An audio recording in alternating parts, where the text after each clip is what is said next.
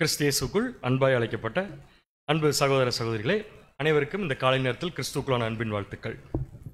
சகோதரர் கேட்டார், தமிழில் இதுக்கு என்ன பேருன்ட்டு. தமிழில் இதுக்கு பேர் இல்லைங்க பேர் அப்படின்னு சொல்லிட்டேன். ஏன்னா தமிழில் இல்லை பேர் உண்மையாலுமே இதுக்கு. ஸோ பாடத்தின் தலைப்பு 2 கெனாரி மற்றும் 2 ஸ்பேரோ அப்படிங்கிற ஒரு தலைப்பு. ஸோ இந்த தலைப்புக்குரிய விளக்கத்தை நம்ம பார்க்கலாம். பட் அதுக்கு முன்னாடி என்ன விஷயத்தை ஆதாரம் வச்சு நம்ம இதை பார்க்க போகிறோம்னா, வசனங்கள் ஆதார வசனத்தை நம்ம வாசித்தோம். 1 கொரிந்தியர் 15ஆம் அதிகாரம் 33ஆம் வசனத்தை மறுபடியும் நம்ம வாசிப்போம்.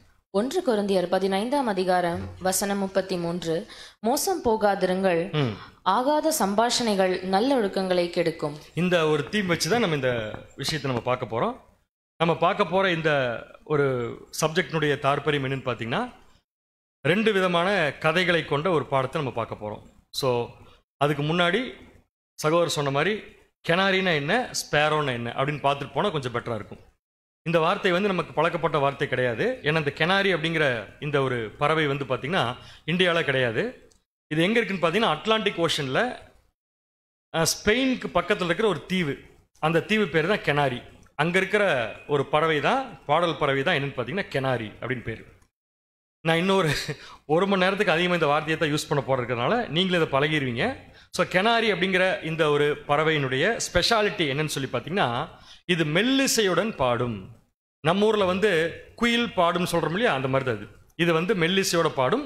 இது ஒரு சிட்டுக்குருவி வகையை சார்ந்தது தான். இதோடைய கலர் பார்த்தீங்கன்னா மஞ்சளும் பச்சையும் கலந்த ஒரு கலரில் இது இருக்கும். இது வீட்டில் வரக்கூடிய ஒரு கிளி ரகத்தை சேர்ந்தக்கூடிய ஒரு விஷயம்தான். ஸோ இதுக்கு பேர் கெனாரி. கெனாரியின் ஸ்பெஷாலிட்டி என்னென்னா மெல்லிசையுடன் பாடும். அது பாடுற பாட்டு ஒரு மெலோடி இருக்கும் அப்படின்னு நம்ம புரிஞ்சுக்கலாம். நெக்ஸ்ட் நம்ம பார்க்க போகிறது நம்ம ஊரில் இருக்கிற சிட்டுக்குருவி தான். பார்த்தீங்கன்னா ஸ்பேரோ அப்படின்னு பேர். ஸோ இந்த ஸ்பேரோ அப்படிங்கிறது என்னென்னு நமக்கு சொல்ல வேண்டிய அவசியம் கிடையாது. இது நம்ம ஊரில் இருக்கிற சிட்டுக்குருவி மட்டும்தான். இதை மட்டும் வாசிங்க நீங்கள், அந்த கண்டென்ட் மட்டும். இவை பல வகையான சிறிய பழுப்பு அல்லது சாம்பல் நிறத்தில் காணப்படும் குருவிகளாகும். இவை பாடல் பறவைகள் எனவும் அழைக்கப்படும். இது பாடல் பறவை என்றும் அழைக்கப்படும். ஆக்சுவலா இது பாடுறதெல்லாம் ஒரு பாட்டே கிடையாது. ஆனா நம்மளை பொறுத்த வரைக்கும் இதுதான் பெருசா இருக்கிறதுனால நம்ம இதை பாடல் பறவைன்னு சொல்லிக்கிறோம். நெக்ஸ்ட், இவை உலகில் மிகவும் பிரபலமாக காணப்படும் பறவைகளில் ஒன்றாகும். ஸோ இதுவும் அதே ஒரு பறவை வகையை சார்ந்த ஒரு சிட்டுக்குருவி தான். ஆனா இதோடைய டிராபேக் என்னன்னு பார்த்தீங்கன்னா, கெனாரி மாதிரி இதால மெல்லிசை பாட முடியாது. அதுக்கு பதிலாக இது கொடுக்குற சவுண்ட் எப்படி இருக்குன்னு பார்த்தீங்கன்னா சிர்பிங் சவுண்ட் அப்படின்னு கொடுத்துருக்காங்க. தமிழில் புரியுற மாதிரி சொல்லணும்னா கீச்சு கீச்சுன்னு கத்தும், அவ்வளோதான். அதுவே நமக்கு பாடுற மாதிரி இருந்திருக்கு பாருங்க இத்தனை நாளா. ஆனால் ஆக்சுவலாக இதோடைய சவுண்டு இந்த சிர்பிங் சவுண்டு தான் கொடுக்கும். ஸோ கெனாரிக்கும் ஸ்பேரோவுக்கும் இருக்கிற மிகப்பெரிய வித்தியாசம் என்னென்னா, கெனாரி பாடும், மெல்லிசையுடன் பாடும், மெலோடி இருக்கும். அப்புறம் அடுத்து ஸ்பேரோ பாடும், ஆனால் எப்படி பாடுன்னு பார்த்தீங்கன்னா கீச்சு கீச்சுன்னு கத்தும், சிர்பிங் சவுண்டு தான் கொடுக்கும். ஸோ இதை வச்சு 2 கெனாரி 2 ஸ்பேரோஸ் அப்படின்னு பார்க்க போகிறோம். இது எப்படி தப்பாக புரிஞ்சுக்க வேண்டாம்னா, 2 கெனாரி 2 ஸ்பேரோ கதை வரப்போகுதுன்னு நினச்சிக்க வேண்டாம். ஒரே ஸ்பேரோ ஒரே கெனாரி தான். இதை வச்சு 2 கதைகள் பார்க்க போகிறோம். அதிலிருந்து நமக்கு தேவையான பாடத்தை நம்ம எடுத்துக்க போகிறோம். ஸோ முதல் கதை என்னன்னு பார்த்தீங்கன்னா, நமக்கு தெரிஞ்ச இந்த பேக்ரவுண்டை வச்சுட்டு உள்ளே போக போகிறோம். ஒரு ஊரில் ஒருத்தர் இருந்தார், ஒரு ஓனர் இருந்தார். அந்த ஓனருக்கு என்ன சொத்து இருந்துச்சுன்னு பார்த்தீங்கன்னா, நிறைய சிட்டுக்குருவிகள் அவருக்கு இருந்துச்சு. சிட்டுக்குருவின்னு இப்போ என்ன, இதில் கெனாரியா ஸ்பேரோவா? ஸ்பேரோ வச்சுருந்தார். அவருக்கு என்ன ஒரு ஆசைன்னா, அவருடைய சிட்டுக்குருவிகள் பூரா கெனாரி மாதிரி பாடணும்னு ஒரு ஆசை. ஏன்னா கெனாரி நல்லா மெலோடி பாடும் இல்லையா, அந்த மாதிரி பாடணும்னு ஆசை.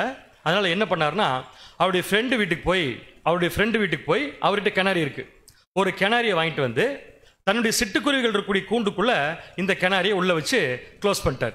அவருடைய எண்ணம் என்னென்னா, இந்த கெனாரியை உள்ளே கொண்டு வச்சதுனால சிட்டுக்குருவிகள் பூரா என்ன பண்ணும், கெனாரிக்கிட்ட இருந்து பாட கற்றுக்கொண்டு எல்லாமே சிட்டுக்குருவியும் கெனாரி மாதிரி பாட நினச்சி கடன் வாங்கிட்டு வச்சாரு. ஆனால் ஒரு வாரம் கழித்து பார்த்தா அவர் எதிர்பார்த்தது வேற, நடந்த விஷயம் வேற. என்ன நடந்துச்சு அப்படின்னா, என்ன நடக்கணுமோ அது நடக்கக்கூடாது நடந்து போச்சு. ஆக்சுவலாக என்ன ஆச்சுன்னு பார்த்தீங்கன்னா, இந்த கெனாரி பாடுறதை மறந்துருச்சு. சிட்டுக்குருவிகளோட சேர்ந்து அது இருந்ததுனால இந்த கெனாரி என்ன பண்ணிருச்சுன்னா, பயந்து போய், அது கொடுக்குற சவுண்டை பார்த்து பயந்து போய் இது என்ன பண்ண ஆரம்பிச்சிருச்சுன்னா, இது பாடுறத முற்றிலும் மறந்துருச்சு. புரிஞ்சவங்களுக்கு? அப்படின்னா இப்போ அந்த நண்பருடைய கதை என்னன்னு பார்த்து, அவருடைய நிலைமை என்னன்னு பார்த்தீங்கன்னா, இப்போ கெனாரியை கொண்டு போய் திருப்பி கொடுக்கணும். ஃப்ரெண்டுக்கிட்ட கொடுக்கணுமா வேண்டாமா? கெனாரியை கொண்டு போய் ஃப்ரெண்டுகிட்ட திருப்பி கொடுக்கணும். கொடுக்குறப்ப ஃப்ரெண்டு செக் பண்ண வரல, கெனாரியை பாட சொல்லு அப்படின்னா கெனாரி என்ன பண்ணணும், பாடணும். அது கீச்சு கீச்சுன்னு கத்துச்சுன்னா அந்த பயத்தினால என்ன பண்ணிட்டாருன்னா, மறுபடியும் கெனாரியை பாட வச்சு தானே கொண்டு போய் கொடுக்கணும். சிட்டுக்குருவி பாடாட்டி பரவாயில்ல, ஸ்பேரோ பாடாட்டி பரவாயில்ல, கெனாரி பாடணுங்கிறதுக்காக அவர் என்ன பண்ணிட்டாருன்னு சொல்லி பார்த்தீங்கன்னா, அந்த கெனாரியை தனியாக பிரித்து வச்சிட்டார். நல்லா கவனிங்க, தனியாக பிரித்து வச்சிட்டார். அவருடைய எண்ணம் என்ன? தனியாக பிரித்து வச்சாச்சுன்னா கெனாரி மீண்டும் பழையபடி பாடும் நினச்சாரு. ஆனால் அது ரிசல்ட்டை கொடுக்கல. ஸோ இப்போ என்ன பண்ணுறது அப்படின்னு யோசிக்கிறப்ப தான் அவருக்கு என்ன தோணுச்சுன்னா, ஆகாத சம்பாஷணைகள் நல்லொழுக்கங்களை கெடுத்துருச்சு. அதனால இப்போ இதை எப்படி சரி பண்ணுறதுங்கிறதுக்காக என்ன பண்ணார்னா, இந்த கெனாரியை இன்னொரு கெனாரி கூட கொண்டு போய் சேர்த்து வச்சிட்டார். புரியுதா உங்களுக்கு? இந்த கெனாரியை இன்னொரு கெனாரி கூட கொண்டு போய் சேர்த்து வச்ச உடனே அது அவர் எதிர்பார்த்த ரிசல்ட்டை கொடுத்துச்சு. என்ன ரிசல்ட் கொடுத்துச்சு? வாசிங்க இப்போ. பின்னர் அவருக்கு அந்த பறவையை நன்றாக பாடும் என்கிற மற்றொரு கெனரி பறவையின் அருகில் வைக்க வேண்டும் என்ற எண்ணம் தோன்றியது. நல்ல ஐடியா தான் தோன்றினது. இது விரும்பிய பலனை அளித்தது. அவர் எதிர்பார்த்த ரிசல்ட்டை வந்து அது கொடுத்துச்சு. மேலும் பழைய குரலை மீண்டும் பெற்று அது எப்போதும் போல அழகாக பாடி, எப்பொழுதும் போல என்ன பண்ணிருச்சுன்னா மறுபடியும் பாட ஆரம்பிச்சிருச்சு. கெனாரியை கொண்டு போய் அவர் என்ன பண்ணிட்டார்? ரிட்டர்ன் பண்ணிட்டார். இப்போ இந்த சப்ஜெக்ட்ல கெனாரி யார், ஸ்பேரோ யார்? ஒரு வசனம் மட்டும் நான் உங்களுக்கு க்ளூ தரேன். கெனாரியுடைய டேஞ்சர் என்னன்னு பார்த்தீங்கன்னா, யார் கூட ஒட்டிக்குதோ அதை அப்படியே கற்றுக்கும். அதான் கெனாரி. இப்போ சொல்லுங்க, கெனாரி யார், ஸ்பேரோ யார்?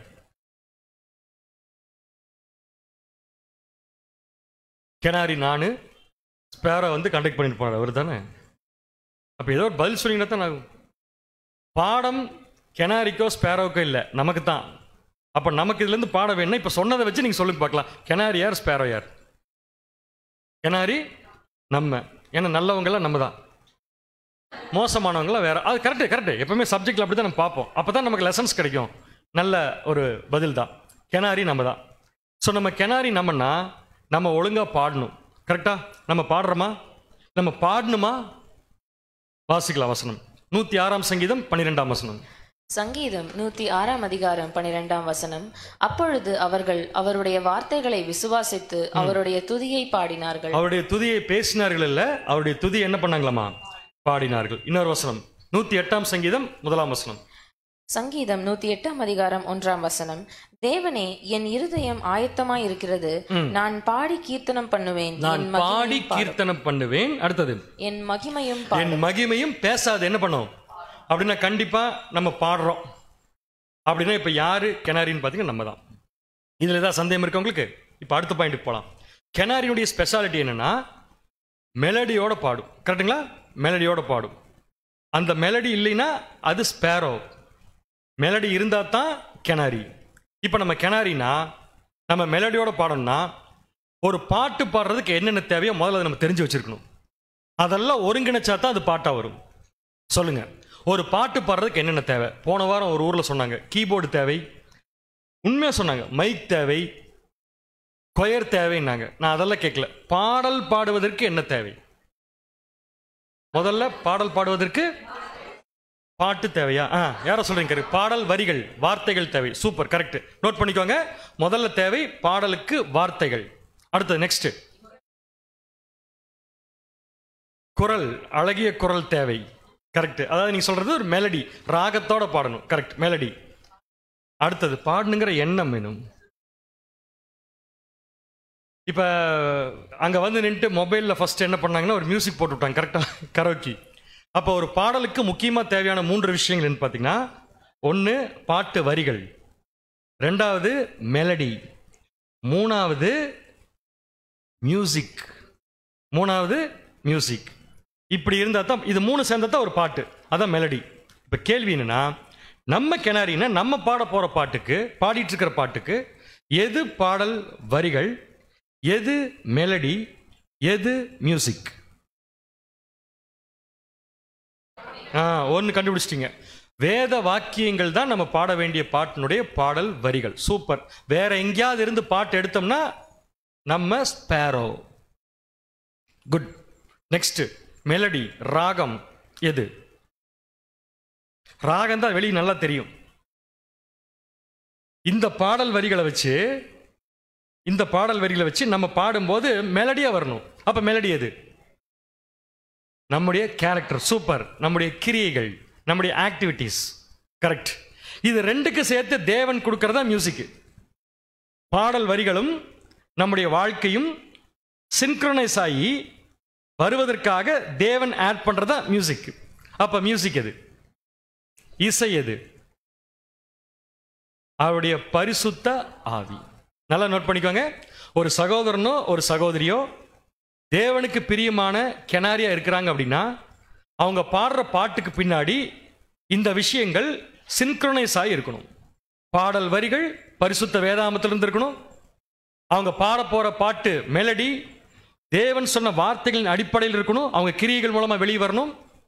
தேவன் சொன்ன வார்த்தைகள் அவங்க வாழ்க்கையில கிரியமா வர்றதுக்கு ரெண்டையும் மிங்கிள் பண்ற மியூசிக் எதுன்னு பார்த்தீங்கன்னா தேவன் நமக்கு கொடுக்கக்கூடிய பரிசுத்த ஆவி.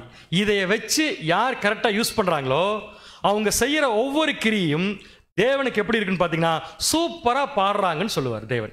அவங்க தான் யாருன்னு பார்த்தீங்கன்னா கெனாரி. இப்போ நம்ம கெனாரியா ஸ்பேரோவா? உண்மை சொல்லுங்க, நம்ம கெனாரியா ஸ்பேரோவா?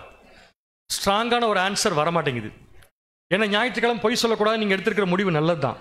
பட் அதுக்காக சொல்லாமல் இருக்கிறது ரொம்ப தப்பு. கெனாரி தான் நம்ம. அப்போ நம்ம பாடுற பாட்டில் என்ன இருக்கணும்? தேவனுடைய வார்த்தைகள் தான் பாடல் வரியா இருக்கணும். தேவன் கொடுக்குற பரிசுத்தாவி தான் மியூசிக்காக இருக்கணும். அந்த மியூசிக்கும் இந்த பாட்டுக்கு ஏற்ற மாதிரி நம்ம நடக்கணும். அதான் மெலடி. கிளியர்? ஸோ நம்ம கெனாரி. நம்ம கெனாரினா நம்ம சேரக்கூடாத ஸ்பேரோ யார்? நான் சொல்றது முதல்ல ஓப்பன் பண்ணிட்டேன். ஆகாத சம்பாஷணைகள் நல்லொழுக்கங்களை கெடுக்க. இப்ப நல்லா பாடிட்டு இருக்கிறோமா? நல்லா பாடிட்டு இருக்கமான்னு கேட்கிறேன். ஏன்னா பாடல் வரிகள் நம்மகிட்ட இருக்குது, படிச்சிட்டோம். மியூசிக் தேவன் கொடுத்துட்றாரு. அதை வச்சு ஒழுங்கா தேவனுக்கு பிரியமா வாழ்ந்துட்டு இருக்கிறோம். இப்போ நம்ம கெனாரி. கெனாரி எப்ப பாட்டை மறக்கும்? ஸ்பேரோ கூட சேர்ந்தா. கரெக்டா? அப்ப நம்ம சேரக்கூடாத ஸ்பேரோ யார்? உலக ஜனங்கள். சூப்பர். அவ்வளவுதான் இல்லையா? மற்றவங்களாம் கிடையாது. மற்ற எல்லாம் கெனாரி. பழைய மனுஷனை பத்தி நான் இப்ப வரவே மாட்டேன். பாயிண்ட்டுக்கு தெளிவா வெளிப்படையாவே பேசிக்கலாம், உள்ள வேண்டாம். நம்ம சேரக்கூடாத கெனாரி யார்? ஒன்னு கரெக்ட், உலக ஜனங்கள். பாபிலோன். சூப்பர் பதில், கரெக்ட், அருமையான பதில். பாபிலோன் இருக்கிற ஜனம் கூட போய் சேர்ந்தா பாபிலோன் ஜனங்களும் பாடுவாங்க. ஆனா அந்த பாடுற பாட்டுல தேவனுடைய மியூசிக் இல்லாதனால அது மெலடியா இருக்காது, கீச்சு கீச்சுன்னு கத்துவாங்க. புரிஞ்சவங்களுக்கு? So Babylon correct. இப்போ நீங்க சொல்ல போற ஆன்சர் தான் ரொம்ப முக்கியம். ஏன்னா இந்த ரெண்டு பேர்த்து கூட நம்ம சேர்றது இல்லை. இப்ப என்னைக்கு அவளை விட்டு வெளியவான்னு சொன்னமோ அன்னையிலிருந்து நம்ம செஞ்ச மிகப்பெரிய ஒரு புனிதமான காரியம் என்னன்னா, உலக ஜனங்களை கண்டாலே நமக்கு ஒரு வெறுப்பு. எந்த அடிப்படையிலனா அவங்க செய்யற காரியத்தின் அடிப்படையில். பட் அவங்க மேல அன்பு செலுத்துறோம், அதில் எந்த மாற்றம் இல்லை, அன்பு செலுத்துறோம். ஆனா அவங்களுக்கு அடிமையாக கூடாதுங்கிறது தெளிவா இருக்கிறோம். ஸோ உலக ஜனங்களும் பாபிலோனும் நம்ம பாடுற பாட்டை அதிகமாக கெடுக்கிறது இல்லை.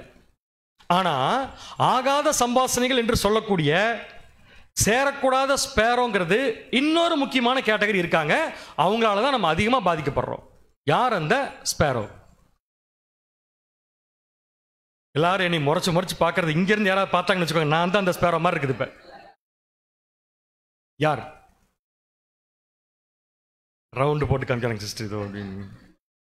அப்படி என்ன தெரியுமா? இப்படி பெரிய ரவுண்டா போடுங்கிறாங்க. நீ அந்த ஸ்பேரோ வேற எங்கேயும் இருக்காது, உலகத்திலையும் இருக்காது, பாபிலோன்லையும் இருக்காது. எங்க இருக்குன்னா நமக்குள்ள இருக்கும்.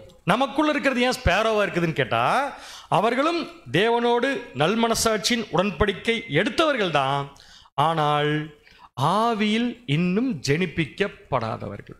இதுக்கு மேல எக்ஸ்பிளனேஷன் இதுக்கு வேண்டாம், நீங்க புரிஞ்சுக்கோங்க. இதை பத்தின விஷயங்கள் தேவைன்னா தனியா நம்ம சப்ஜெக்ட்ல பார்த்துக்கலாம். இவங்க எங்க இருப்பாங்கன்னா நமக்குள்ளதான் இருப்பாங்க. இப்ப நமக்கு டேஞ்சர் எதுன்னு கேட்டீங்கன்னா, நம்ம பாடுற பாட்டை தேவன் அப்ரிஷியேட் பண்ணா கூட நம்ம பாடுற பாட்டை ஈஸியா கெடுக்கிற ஸ்பேரோஸ் நிறைய நம்ம பக்கத்துல சுத்திட்டு இருக்குது. இப்ப இந்த ஸ்பேரோ கூட சேர்ந்தோம்னா ஸ்பேரோ கெட்டு போகுமா, கெனாரி கெட்டு போகுமா? ஒரு வசனத்தோட சொல்லுங்க எனக்கு. அது ஆகாத சம்பாஷணைகள் நல்லொழுக்கங்களை கெடு. இதுல நிறைய பேர் பாதிக்கப்படுறாங்க. நிறைய பேர் சொல்ல மாட்டேன், நல்லா பாடுற நிறைய கெனாரிஸ் பாதிக்கப்படுறாங்க. சரி, இன்னைக்கு பேப்டிசம் எடுத்த 7 பேர், ஏற்கனவே பேப்டிசம் எடுத்த அநேகம் பேர், 2 கேட்டகரியா வச்சுக்கலாம்.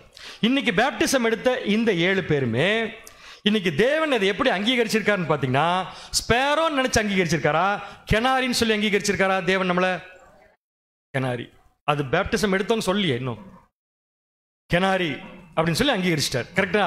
இப்ப இந்த கெனாரி பாட்டை நாளைக்கே மறக்கிறது கூட வாய்ப்பு இருக்கு. நாளைக்கு வேண்டாம், இன்னைக்கே மறக்கிறது கூட வாய்ப்பு இருக்கு. எப்படின்னா இந்த ஸ்பேரோஸோட போய் சேர்ந்தா.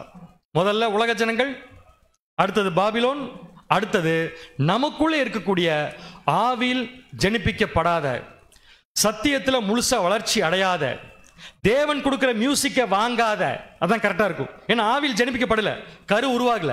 கரு உருவாகலினாலே பரிசுத்தாவின் மூலம் நடக்க வேண்டிய ப்ராசஸ் அங்கே நடக்கல. அப்ப பரிசுத்தாவிங்கிற மியூசிக் இல்லாம பாடுற பாட்டு மெலடியா இருக்காது, சிர்பிங் சவுண்டா தான் இருக்கும். அந்த மாதிரி சிர்பிங் சவுண்டை தங்கள் ஆக்டிவிட்டிஸ்ல காமிக்கக்கூடிய அன்பான ஸ்பேரோஸ் கட்டாயமா இருப்பாங்க. அவங்க கூட நம்ம என்ன பண்ணக்கூடாது? சேரக்கூடாது. சேர்ந்தா என்ன ஆகும்? அதான் கதை. சேர்ந்தா என்ன ஆகும்? யாரு பாட மறந்துடுவா? ஸ்பேரோவா? இல்லை, ஸ்பேரோ நல்லா பாடும், கீச்சு கீச்சுன்னு கத்தும். யார் பாட்டை மறந்துடுவாங்கன்னா கெனாரி.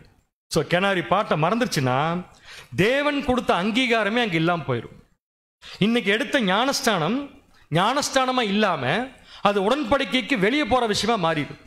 அதனால கண்டிப்பா நம்ம சேரக்கூடாது. ஆனால் சில பேர் இதுல என்ன பண்ணிடுறாங்க? ஏமாந்துடுறாங்க. ஏமாந்து ஸ்பேரோ கூட போய் பழகிடுறாங்க. ஸ்பேரோ கூட போய் பழகின உடனே மெலடி போயிடுது, கீச்சு கீச்சுன்னு சவுண்டு வருது. அதனால் அவர்கள் என்ன பண்றாங்கன்னு சொல்லி பார்த்தீங்கன்னா, தேவன் கொடுத்த அருமையான பாட்டை பாட முடியாம நிற்கிறாங்க. வாசிக்கலாம் பாருங்க, இந்த விளக்கத்தை மட்டும் வாசிக்கலாம் பாருங்க. பல கிறிஸ்தவர்கள் அந்த கெனரி பறவையைப் போல உலக மக்களின் விசித்திரமான தொடர்புகளுக்குள்ளும் சூழ்நிலைகளுக்குள்ளும் சென்று விடுகிறார்கள். இதன் விளைவாக அவர்கள் உலகத்திற்கு தங்கள் மகிழ்ச்சியான பாடலையும் மகிமையான துதியின் பாடலையும் பாட கற்றுக் கொடுக்க தவறுவது மட்டுமல்லாமல் அவர்களாலேயே அவர்களுடைய பழைய துதியின் பாடல்களை அந்த விசித்திரமான இடத்தில் பாடவும் முடியாது. மேலும் விரைவிலேயே அவர்கள் உலகின் துயரமான பாடலை கற்றுக்கொள்கிறார்கள். அதாவது இந்த சப்ஜெக்ட்ல இந்த பாயிண்ட்ல என்ன சகோதரர் சொல்லியிருக்காருன்னா, அவங்க பாட கற்றுக் கொடுப்பதற்காக தேவன் வச்சிருக்கிற கெனாரி. இப்ப நம்ம எல்லாம் கெனாரினா எதுக்கு தேவன் நம்மளை வச்சிருக்காருன்னா மற்றவங்களுக்கு பாட சொல்லி கொடுக்க. ஆனா நம்ம என்ன பண்ணிடுறோம்? ஸ்பேரோ கூட சேர்றதுனால என்ன ஆயிடுச்சுன்னா, நம்ம பாட வேண்டிய பாட்டையும் மறந்துடுறோம், மற்றவங்களுக்கு பாட சொல்லி கொடுக்கறதையும் மறந்துடுறோம். ஆட்டோமேட்டிக்கா நம்ம கொடுக்கக்கூடிய சவுண்டானது என்ன சவுண்டா மாறிதுன்னு பார்த்தீங்கன்னா சிர்பிங் சவுண்டா மாறிடுது. எதை பொறுத்து ஒரு கெனாரி கெனாரியாவே இருக்கும் அல்லது ஸ்பேரோவாக மாறும் என்றால், நேரத்தை செலவு செய்வதில் மட்டும்தான். நேரத்தை செலவு செய்வதில் மட்டும்தான். ஒரு கெனாரி டைம் ஸ்பெண்ட் பண்றது ஃபுல்லா கெனாரிக்கிட்டே இருந்துச்சுன்னா அது கெனாரியாவே தான் இருக்கும். நான் சொல்றது உங்களுக்கு புரிஞ்சுங்களா? ஒரு கெனாரி தன் லைஃப்ல மேக்சிமம் டைம் செலவு செய்யறது கெனாரி கூடவே இருந்துச்சுன்னா கெனாரியாவே தான் இருக்கும். ஆனா அதே கெனாரி டைம் ஸ்பெண்ட் பண்றது அதிகமா தங்கள் வாழ்க்கையில ஸ்பேரோ கூட இருந்துச்சுன்னா அது கொஞ்ச நாள் என்னவா மாறி, கொஞ்ச நாள் இல்ல உடனடியே என்னவா மாறின்னு பாத்தீங்கன்னா ஸ்பேரோவாக மாறி. இப்ப நீங்க ஒரு கேள்வி கேட்கலாம், அப்ப இங்க ஆபீஸ்ல இருக்கவங்க எல்லாம் கெனாரியா ஸ்பேரோவா? இல்ல, ஓப்பனா கேட்கிறேன். ஆபீஸ் ஸ்கூல் எங்கேயோ ஒரு பக்கம் போக முடியல திங்கக்கிழமைக்கு, அதை தான் கேட்கிறேன். அங்க இருக்கவங்க எல்லாம் கெனாரியா ஸ்பேரோவான்னு கேட்கிறேன். தைரியமா சொல்லுங்க, நான் ஒன்றும் திட்ட மாட்டேன் யாரும். ஸ்பேரோ. அப்ப அவங்க கூட தான் அதிகமாக டைம் ஸ்பெண்ட் பண்றோம். அவங்க கூட டைம் ஸ்பெண்ட் பண்றோம், ஆனா அவங்க கிட்ட இருந்து கொஞ்சம் விலகி தான் நம்ம இருப்போம் எப்பவுமே. ஈவன் மத்தியானம் லஞ்ச் டைம்ல எல்லாரும் சாப்பிட உட்காந்துருக்கிறப்ப கூட தேவனுடைய பிள்ளைகள் என்ன பண்ணுவாங்கன்னு பார்த்தீங்கன்னா, அவங்க கூட போய் உட்காரக்கு தயங்குவாங்க. ஏன்னு கேட்டா, அங்க போய் உட்கார்ந்தோன்னா முதல்ல ஒரு ஸ்பேரோ மோடியை பத்தி ஸ்டார்ட் பண்ணும், இன்னொரு ஸ்பேரோ வேற ஒருத்தரை பத்தி ஸ்டார்ட் பண்ணும்.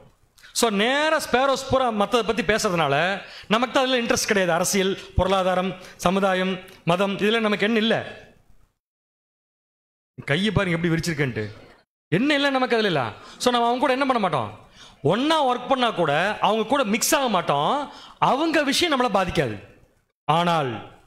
ஆனால் நாம சத்தியத்திற்குள் இருக்கிற தேவனுடைய பிள்ளைகள் ஸ்பேரோவா இருக்கங்கிட்ட கொஞ்ச நேரம் ஸ்பெண்ட் பண்ணா கூட நம்ம என்னவா மாறிடுவோம்னு பார்த்தீங்கன்னா கெனாரியா மாறிட்டு கொஞ்ச நாள்ல நல்லா பாடிட்டு இருந்தவர் கீச்சு கீச்சுன்னு பாட ஆரம்பிப்பார். உதாரணத்துக்கு சொல்றேன், யாரும் தப்பா புரிஞ்சுக்கூடாது.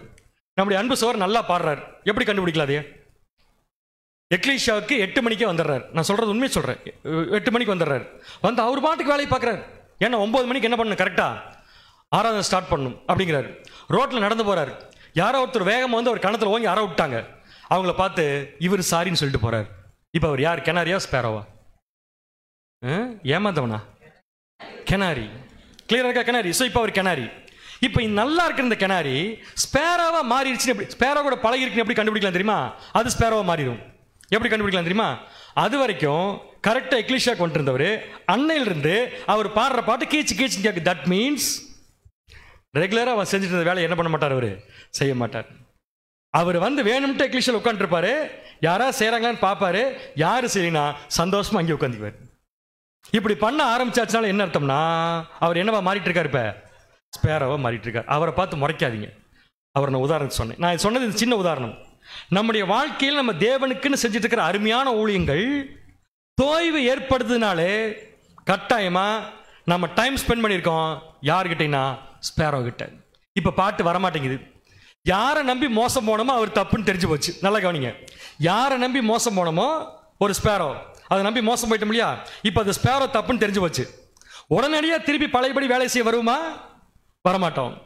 என்ன பண்ணுவோம் தெரியுமா, தனிமைப்படுத்திக்குவோம். இதை தான் அந்த ஓனர் தப்பு பண்ணார். முதல்ல கெனாரி கொண்டு வந்து ஸ்பேரோக்குள்ள வச்சாரு. கெனாரி ஒழுங்கா பாடல, மறந்து போச்சு. தனியாக கொண்டு போய் பிரித்து வச்சிட்டாரு, அப்பயும் பாடல. நம்மளும் அதே மாதிரி தான். நம்ம செஞ்ச விஷயம் தப்புன்னு நமக்கு தெரிஞ்சிச்சுன்னா உடனடியாக நம்ம பண்ண வேண்டிய வேலை திருப்பி அந்த வேலையை செய்யறதுக்கு வரணும். அது யாரும் கூப்பிட மாட்டாங்க. ஆனால் தனிமைப்படுத்திக்கிட்டோம்னா முதல்ல செய்கிற விஷயம்னா எக்லீஷியாவுக்கு என்ன பண்ண மாட்டோம், நம்ம வரமாட்டோம். எக்லீஷியாவுக்கு வரலன்னா எவ்வளோ பெரிய சாதனை தெரியுமா அது உங்களுக்குலாம். எக்லீஷியாவுக்கு வராமல் ஒருத்தர் கட் பண்ணுறாரு பர்பஸானா அவருடைய மனசுக்குள்ள என்ன இருக்கும்னா, பார்த்துக்கலாம் யார் செய்வாங்கன்ட்டு, நான் வரமாட்டேன் எக்லீஷியாவுக்கு அப்படின்னு சொன்னா தேவனும் கிறிஸ்துவ அந்த காட்சி எப்படி பார்ப்பாங்க? அருமையான சகோதரனே, நீ எக்லீஷியா வரலன்னா எனக்கு என்ன ப்ராப்ளம்? பிரச்சனை யாருக்கு? உங்களுக்கு தான்.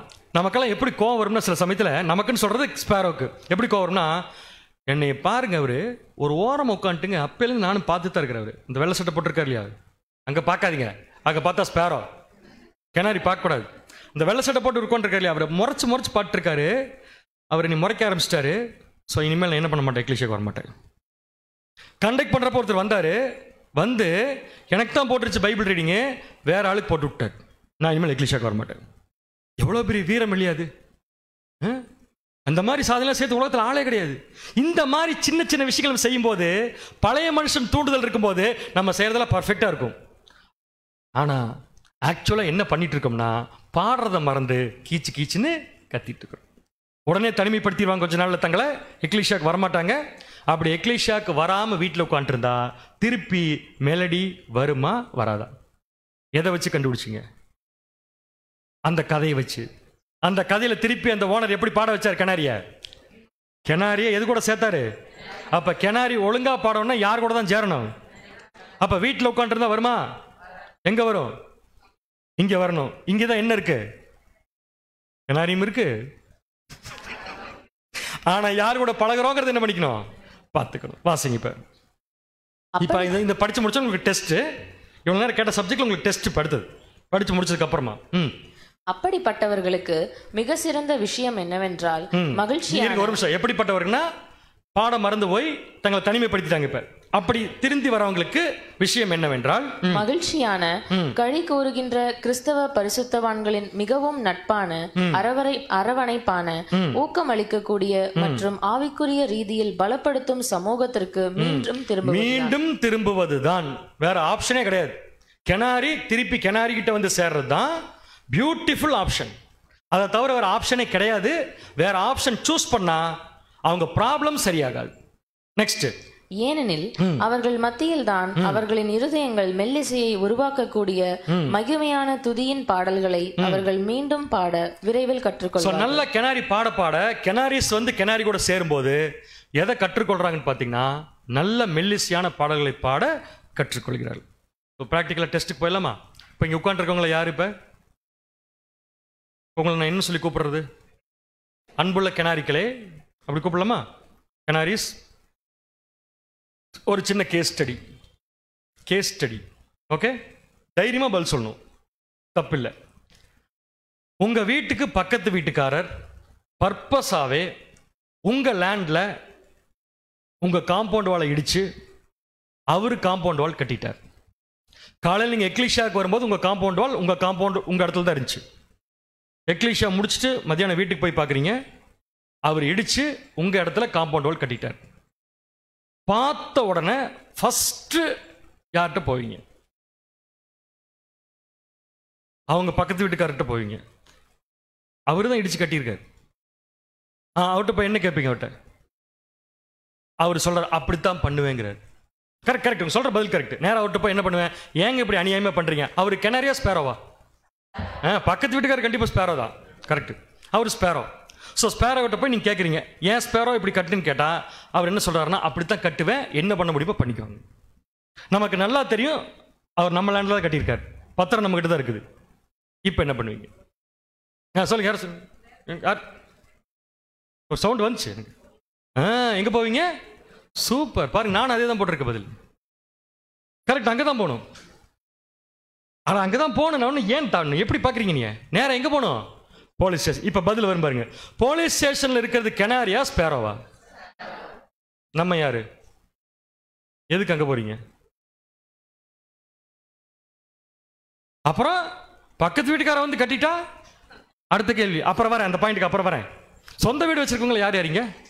சொந்த ஓன் ஹவுஸ் வச்சிருக்கவங்க கொஞ்சம் கரங்களை உயர்த்தி சொல்லும்படியாக அன்புடன் கேட்டுக்கொள்கிறோம். 1 இல்லை, எழுதி வாங்க மாட்டேன். 1 2 3 4 5 6 7 பேர் வச்சிருக்காங்க. ஓகே, உங்களுக்கு ஒரு தீர்க்கதரிசனம் சொல்ல போறேன், அடுத்தது வெயிட் பண்ணுங்க. ஓகே, ஸோ எங்கே போகணும்? நேரம் அடுத்தது போலீஸ் ஸ்டேஷன். உடனே பக்கத்து வீட்டில் எதிர்த்து வீட்டில் இன்னொரு ஸ்பேரோ வரும்.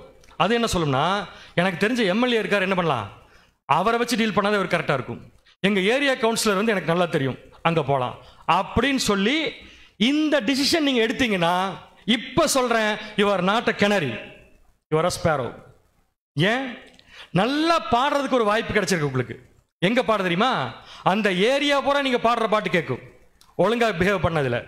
பக்கத்து வீட்டுக்காரரு பர்பஸா நம்முடைய இடத்துல அவர் காம்பவுண்ட் வால் கட்டினா அவரை திருப்பி அட்டாக் பண்றதுக்கு ஒரு கிணாரி இந்த ஸ்பேரோ கிட்ட போச்சுன்னா, தேவன் நம்மளை பாடுற பாட்டை எப்படி பார்ப்பாரு? மெல்லிசியா இருக்குமா, கீச்சு கீச்சுன்னு இருக்குமா?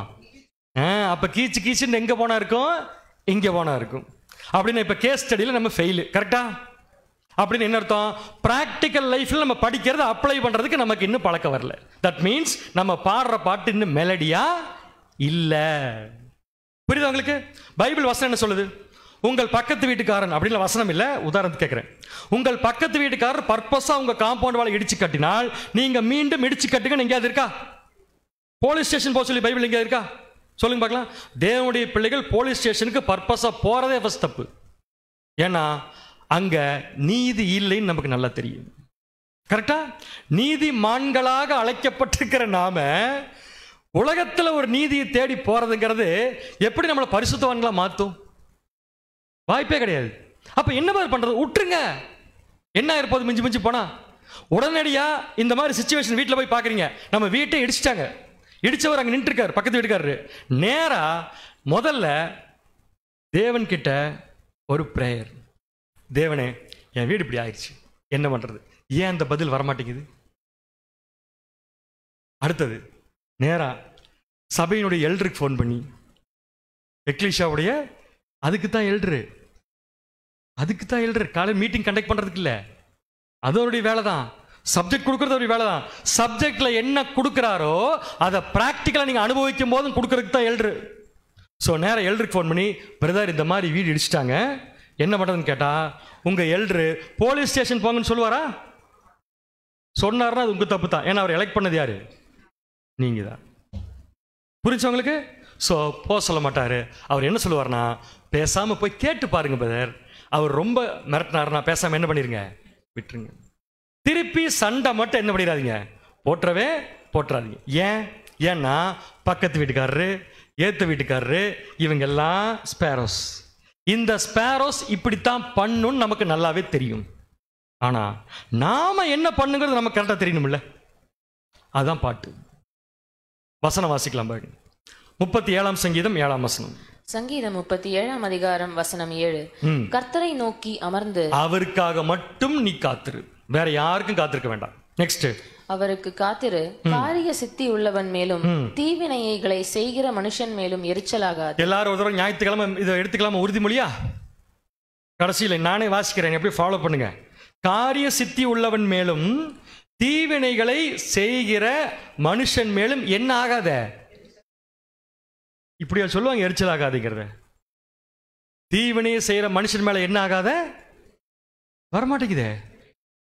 ஏன் எரிச்சல் ஆகாது? அவன் அப்படித்தான் செய்வான், அவன் ஹேபிட் அப்படித்தான் இருக்கும், அதுல மாற்று கருத்தே கிடையாது. சரிங்களா? இந்த சொந்த வீடு வச்சிருக்கீங்களான்னு கேட்டப்போ ஒரு 7 பேர் கை தூக்குனீங்களே, அவங்களுக்கு ஒரு நற்செய்தி. இப்ப நீங்க வீடு கட்டியிருக்கிற லேண்ட் யாரோடது? ஓப்பனா பேசிக்கலாம். லேண்ட் யாரோடது? தேவனோடதா? யாருங்க இது? இப்பவே நான் ஊருக்கு கிளம்புறவர். லேண்ட் யாரோடதுன்னா தேவனோடது முடிச்சிட்டாங்க. இப்ப நல்லா யோசிச்சு பாருங்க, லேண்ட் உங்களோடது. நீங்க யார்கிட்ட இருந்து வாங்கியிருப்பீங்க? வேற ஒருத்தர் வாங்கியிருப்பாரு, இன்னொருத்தர் வாங்கியிருப்பாரு, இன்னொருத்தர் வாங்கியிருப்பாரு. இப்படியே கடைசியா போனீங்கன்னா யார்கிட்ட வாங்கியிருப்பாங்க எல்லாருமே?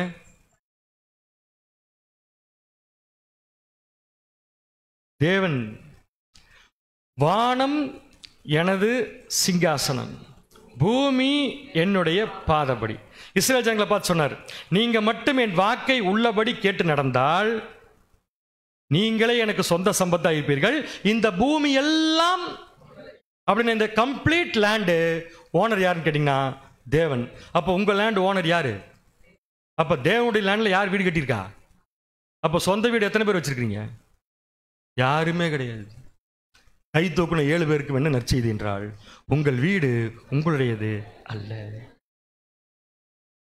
நம்ம வீடு நம்மளுடையது இல்லைன்னு சொல்லி என்னைக்கு முடிவுக்கு வரமோ, பக்கத்து வீட்டுக்காரன் இடிச்சு கட்டினா என்ன ஃபீலிங் வரும் தெரியுமா? தேவனுடைய வீட்டு மேல கை வச்சிருக்காம, அது தேவன் பார்த்துக்குவார். எனக்கு வீடே இல்லாட்டியும் பரவாயில்ல, நான் போய் திருப்பி அவனை எதுவும் செய்ய மாட்டேன். இதுதான் நாம் அங்க நின்று காமிக்கிற கேரக்டர். இதுதான் தேவனுடைய பார்வையில மெலடி. புரிஞ்சா உங்களுக்கு? சோ அன்புள்ள கெனாரிக்களே, கூப்பிடலாமா கூப்பிட வேண்டாமா? பேருக்கு மட்டும் கூப்பிட்டுக்கோங்கிறீங்களா? கெனாரிஸ். நம்ம கெனாரினா வேற மாற்றுக்கிறதே கிடையாது, இப்படித்தான் பாடணும். சரிங்களா? அடுத்த கேள்வி, சபைக்கு வந்தா மட்டும்தான் பாட்டு நல்லா வருமா? கெனாரிக்கு வீட்டில் இருந்தா வராதா? எங்க இருந்தாலும் வரும். பாருங்க, சொல்லிட்டாங்க சிக்கதிரி கரெக்டா. நான் தெரியாம தான் கேட்கிறேன், இங்க வந்தாதான் நல்லா பாட முடியுமான்னு கேட்கிறேன். நான் வீட்டில இருந்து நல்லா பாடலாமா பாட முடியாதுங்களா? நான் தலையாட்டுறதை வச்சு பதில் சொல்லாதீங்க தயவு செஞ்சு. நீங்க வேணா தனியா ஒரு 6 மாசம் வேண்டாங்க. எங்களை பொறுத்த வரைக்கும் எடுத்தீங்கன்னா ஒரு வாரம் ஒரு மீட்டிங் அட்டன் பண்ணாம இருந்தாலே முடிஞ்சது, அவ்வளவுதான், லைஃப் முடிஞ்சது. ஒரே ஒரு வாரம் அல்லது ஒரு மாசம் நீங்க உட்காந்துருக்க ஒரு சகோதரனோ சகோதரியோ மீட்டிங் எக்லீஷாக்கு மட்டும் வராம வீட்டில் இருந்து பாருங்க, அடுத்தது கீச்சு கீச்சு கீச்சுன்னு சவுண்ட் வரும். அடுத்த கொஸ்டின், அப்ப ஏன் இங்க வந்தா மட்டும்தான் பாட்டு வருமா? ஆமா, இங்க வந்தா மட்டும் தான் பாட்டு வரும். ஏன்? 2 ரீசன். கெனாரியுடைய ஸ்பெஷாலிட்டி என்னன்னா, யாரு கூட இருக்கோ அதை கத்துக்கும். கரெக்டா? அப்ப கெனாரி கூட பழகும் போது ஈஸியா அதை என்ன பண்ணும்? பாட்டு பாடும். 2வது முக்கியமான விஷயம், பாட்டு கத்துக் கொடுக்கிற மாஸ்டர் எங்க இருக்காரோ அங்க வந்தா தானே பாட்டு பாட முடியும். பாட்டு கத்துக் கொடுக்கிற மாஸ்டர் யார்? நான் சொல்றது, நம்மளே நல்லா பாடணும்னா நமக்கெல்லாம் நல்லா பாடுறதை கத்துக் கொடுத்த மாஸ்டர் யார்? இந்த பூமியில வந்து சூப்பரா பாடி காமிச்ச மாஸ்டர் யார்? நம்முடைய ஆண்டவராகிய இயேசு கிறிஸ்து. அப்ப மாஸ்டர் எங்க இருக்காரு அங்க வந்தா தானே பாட்டு கிடைக்கும். மாஸ்டர் எங்க இருப்பாரு? நம்ம வீட்லயா? வாசிங்க, மத்தேயு 18ஆம் அதிகாரம் 20ஆம் வசனம். மத்தேயு 18ஆம் அதிகாரம் 20ஆம் வசனம். ஏனெனில் 2 பேராவது 3 பேராவது என் நாமத்தினாலே எங்கே கூடி இருக்கிறார்களோ அங்கே அவர்கள் நடுவிலே நான் இருக்கிறேன். அங்கே அவர்கள் நடுவிலே நான். இந்த நான்கிறது யார் தெரியுமா? மியூசிக் மாஸ்டர், நம்முடைய ஆண்டவராகிய இயேசு கிறிஸ்து. புரிஞ்சு உங்களுக்கு? அப்படி என்றால் சபை கூடி வருதலை விட்டுறலாமா அல்லது வேணுமா? நமக்கு எதுக்கு வேணும்? ஒருத்தர் பார்க்கறதுக்காக வேணும். அட்லீஸ்ட் ஒருத்தர் பார்த்து என்ன பண்ணணுங்கிறது தான் எபிரேயர் ஆசிரியர் சொல்றாரு. 10ஆம் அதிகாரம் 24 மற்றும் 25. எபிரேயர் அதிகாரம் 10 வசனங்கள் 24 மற்றும் 25. மேலும் அன்புக்கும் நற்கிரியைகளுக்கும் நாம் ஏவப்படும்படி ஒருவரை ஒருவர் கவனித்து. வீட்டில் இருந்த இந்த ஸ்டேட்மெண்ட் நிறைவேறுமா? நாம வீட்டில் இருந்தோம்னா ஒருவரை ஒருவர் கவனித்து என்ற வார்த்தை நிறைவேறுமான்னு கேட்கிறேன். இல்ல. இந்த ஒருவரும் யாரு? கெனாரி. எதுக்கு மீட் பண்ணோம்? கெனாரி கவனிக்கிறதுக்கு. எதுக்கு கவனிக்கணும்? ஒரு கெனாரி நல்லா பாடுறது இன்னொரு கெனாரி பார்த்து அதுவும் பாடணும். அதைத்தான் என்ன சொல்றாங்க? ப்ரோவோக்கிங் அப்படிங்கிறார். தனியா ரசல் ஒரு சப்ஜெக்ட் எழுதியிருக்காரு, ப்ரோவோக்கிங். ப்ரோவோக் பண்றது என்ன அர்த்தம்னா, ஒரு செயலை செய்ய வைக்கணும் அவரை. எப்படின்னா, நான் செஞ்சு அவரை செய்ய வைக்கணும். அதுதான் கெனாரியுடைய ரூல். இங்க நான் வந்து பாடுற பாட்டை, நான் தேவனுக்கு காண்பிக்கிற கிரியையை மெலடியை பார்த்து இன்னொரு சகோதரனுக்கு என்ன மாதிரி தேவனுக்கு பிரியமா பாடணுங்கிற எண்ணம் வரணும். அப்படி இருக்கிறதா கிணறி. அதுக்கு தான் சபை கூடுதல் ரொம்ப ரொம்ப முக்கியம். இன்னொரு வசனம் எபேசியர் 5:19. எபேசியர் 5:19 சங்கீதங்களினாலும் கீர்த்தனைகளினாலும் ஞான பாட்டுகளினாலும் ஒருவருக்கொருவர் புத்தி சொல்லிக் இப்ப கொண்டு. கொஸ்டின், ஒருவருக்கொருவர் புத்தி சொல்லிக் கொண்டுனா எந்த அடிப்படையில? வசனத்தை எடுத்து ஒருத்தர் போதிக்கிறதல்ல. ஒருவருக்கொருவர் புத்தி சொல்லிக் கொண்டு எதுனா, நான் பாடுறத பார்த்து இன்னொருத்தர் பாடணும். அப்ப நான் ஒழுங்கா பாடுறதுங்கிறது இன்னொருத்தருக்கு புத்தி சொல்றது. அதான மீனிங். இது ஒரு விஷயத்த நான் பேசி சொல்றதுக்கும் நானே செஞ்சு காமிக்கிறதுக்கு வித்தியாசம் இருக்குல்ல. இங்க செஞ்சு காமிக்க பேர் தான் பாடுறது. அப்ப நான் செய்யற விஷயத்த, நான் பாடுற பாட்டை பார்த்து இன்னொருத்தர் பாடணுங்கிற எண்ணம் வருதுன்னா அது சபை கூடுதல்ல மட்டும்தான் கிடைக்குமே தவிர வேற எதுலையும் வராது. அப்ப சபை கூடுதல்ல ஒருத்தர் பாடுறத இன்னொருத்தர் பார்த்தா என்ன இம்ப்ரூவ் ஆகும், என்ன இம்ப்ரூவ் ஆகும்? வாசிக்கலாம். 1 தெசலோனிக்கேயர் 5:11. 1 தெசலோனிக்கேயர் 5:11. ஆகையால் நீங்கள் செய்து வருகிறபடியே ஒருவரை ஒருவர் தேற்றி. ஒருவரை ஒருவர் என்ன பண்ணும்? எது கெனாரியும் ஸ்பேரோமா? கெனாரியுமா? கெனாரியும் ஒருவரை ஒருவர் என்ன பண்ணணும்? எப்படி தேற்றணும்? ஒன்னு சோகமா இருந்துச்சு, இன்னொன்னு பாட்டு பாடி தேற்ற வேண்டும். நான் சொல்றது உங்களுக்கு புரிஞ்சா? ஒருத்தர் டவுன் ஆயிட்டார்னா நான் அவருக்கு எப்படி அட்வைஸ் பண்ணோம்னா, அவர் இடத்துல நான் இருந்தா என்ன செய்வேங்கிறத அவர் பார்த்து, என்னை பார்த்து அவர் பாட கத்துக்கணும். அதுதான் கெனாரியுடைய அட்வான்டேஜ். ஒருவரை ஒருவர் தேற்றி ஒருவருக்கொருவர் பக்தி விருத்தி உண்டாகும்படி செய்யுங்க. ஒருவருக்கொருவர் என்ன பண்ணுங்க? நீங்க வீட்டில் உட்காந்து இந்த வசனத்தை பேச முடியுமா? ஒருவருக்கொருவர் பக்தி விருத்தி உண்டாக்கும்படி செய்யுங்கன்னா பக்கத்து வீட்டுக்காரர் தான் பார்ப்பார், நம்மள யாரும் பார்க்க முடியாது. நெக்ஸ்ட் கொலோசியர் 3:16. கொலோசியர் 3:16. கிறிஸ்துவின் வசனம் உங்களுக்குள்ளே சகல ஞானத்தோடும் பரிபூரணமாக வாசமாய் இருப்பதாக. பாடல் வரிகள். நான் சொன்னது எத்தனை பேருக்கு புரிஞ்சுது? படிச்ச இந்த லைன் பாடல் வரி. நம்ம பாட போற பாட்டுடைய லைன்ஸ். கிறிஸ்துவின் வசனம் உங்களுக்குள்ளே சகல ஞானத்தோடும் பரிபூர்ணமாய் வாசமாய் இருப்பதாக. அடுத்தது சங்கீதங்களினாலும் கீர்த்தனைகளினாலும் ஞான பாட்டுகளினாலும் ஒருவருக்கொருவர் போதித்து புத்தி சொல்லிக் கொண்டு. எப்படின்னா பாடி. ஸோ பாடுற விஷயம் கெனாரிக்கு ரொம்ப ரொம்ப முக்கியம். அதுல மெலடி இருக்கணுங்கிறது ரொம்ப ரொம்ப முக்கியமான விஷயம். அடுத்த கொஸ்டின், ஒரு கெனாரி கூட இருக்கிறப்ப நல்லா பாடிட்டும் ஸ்பேரோ கூட போறப்ப கீச்சு கீச்சுன்னு கத்த முடியுமா?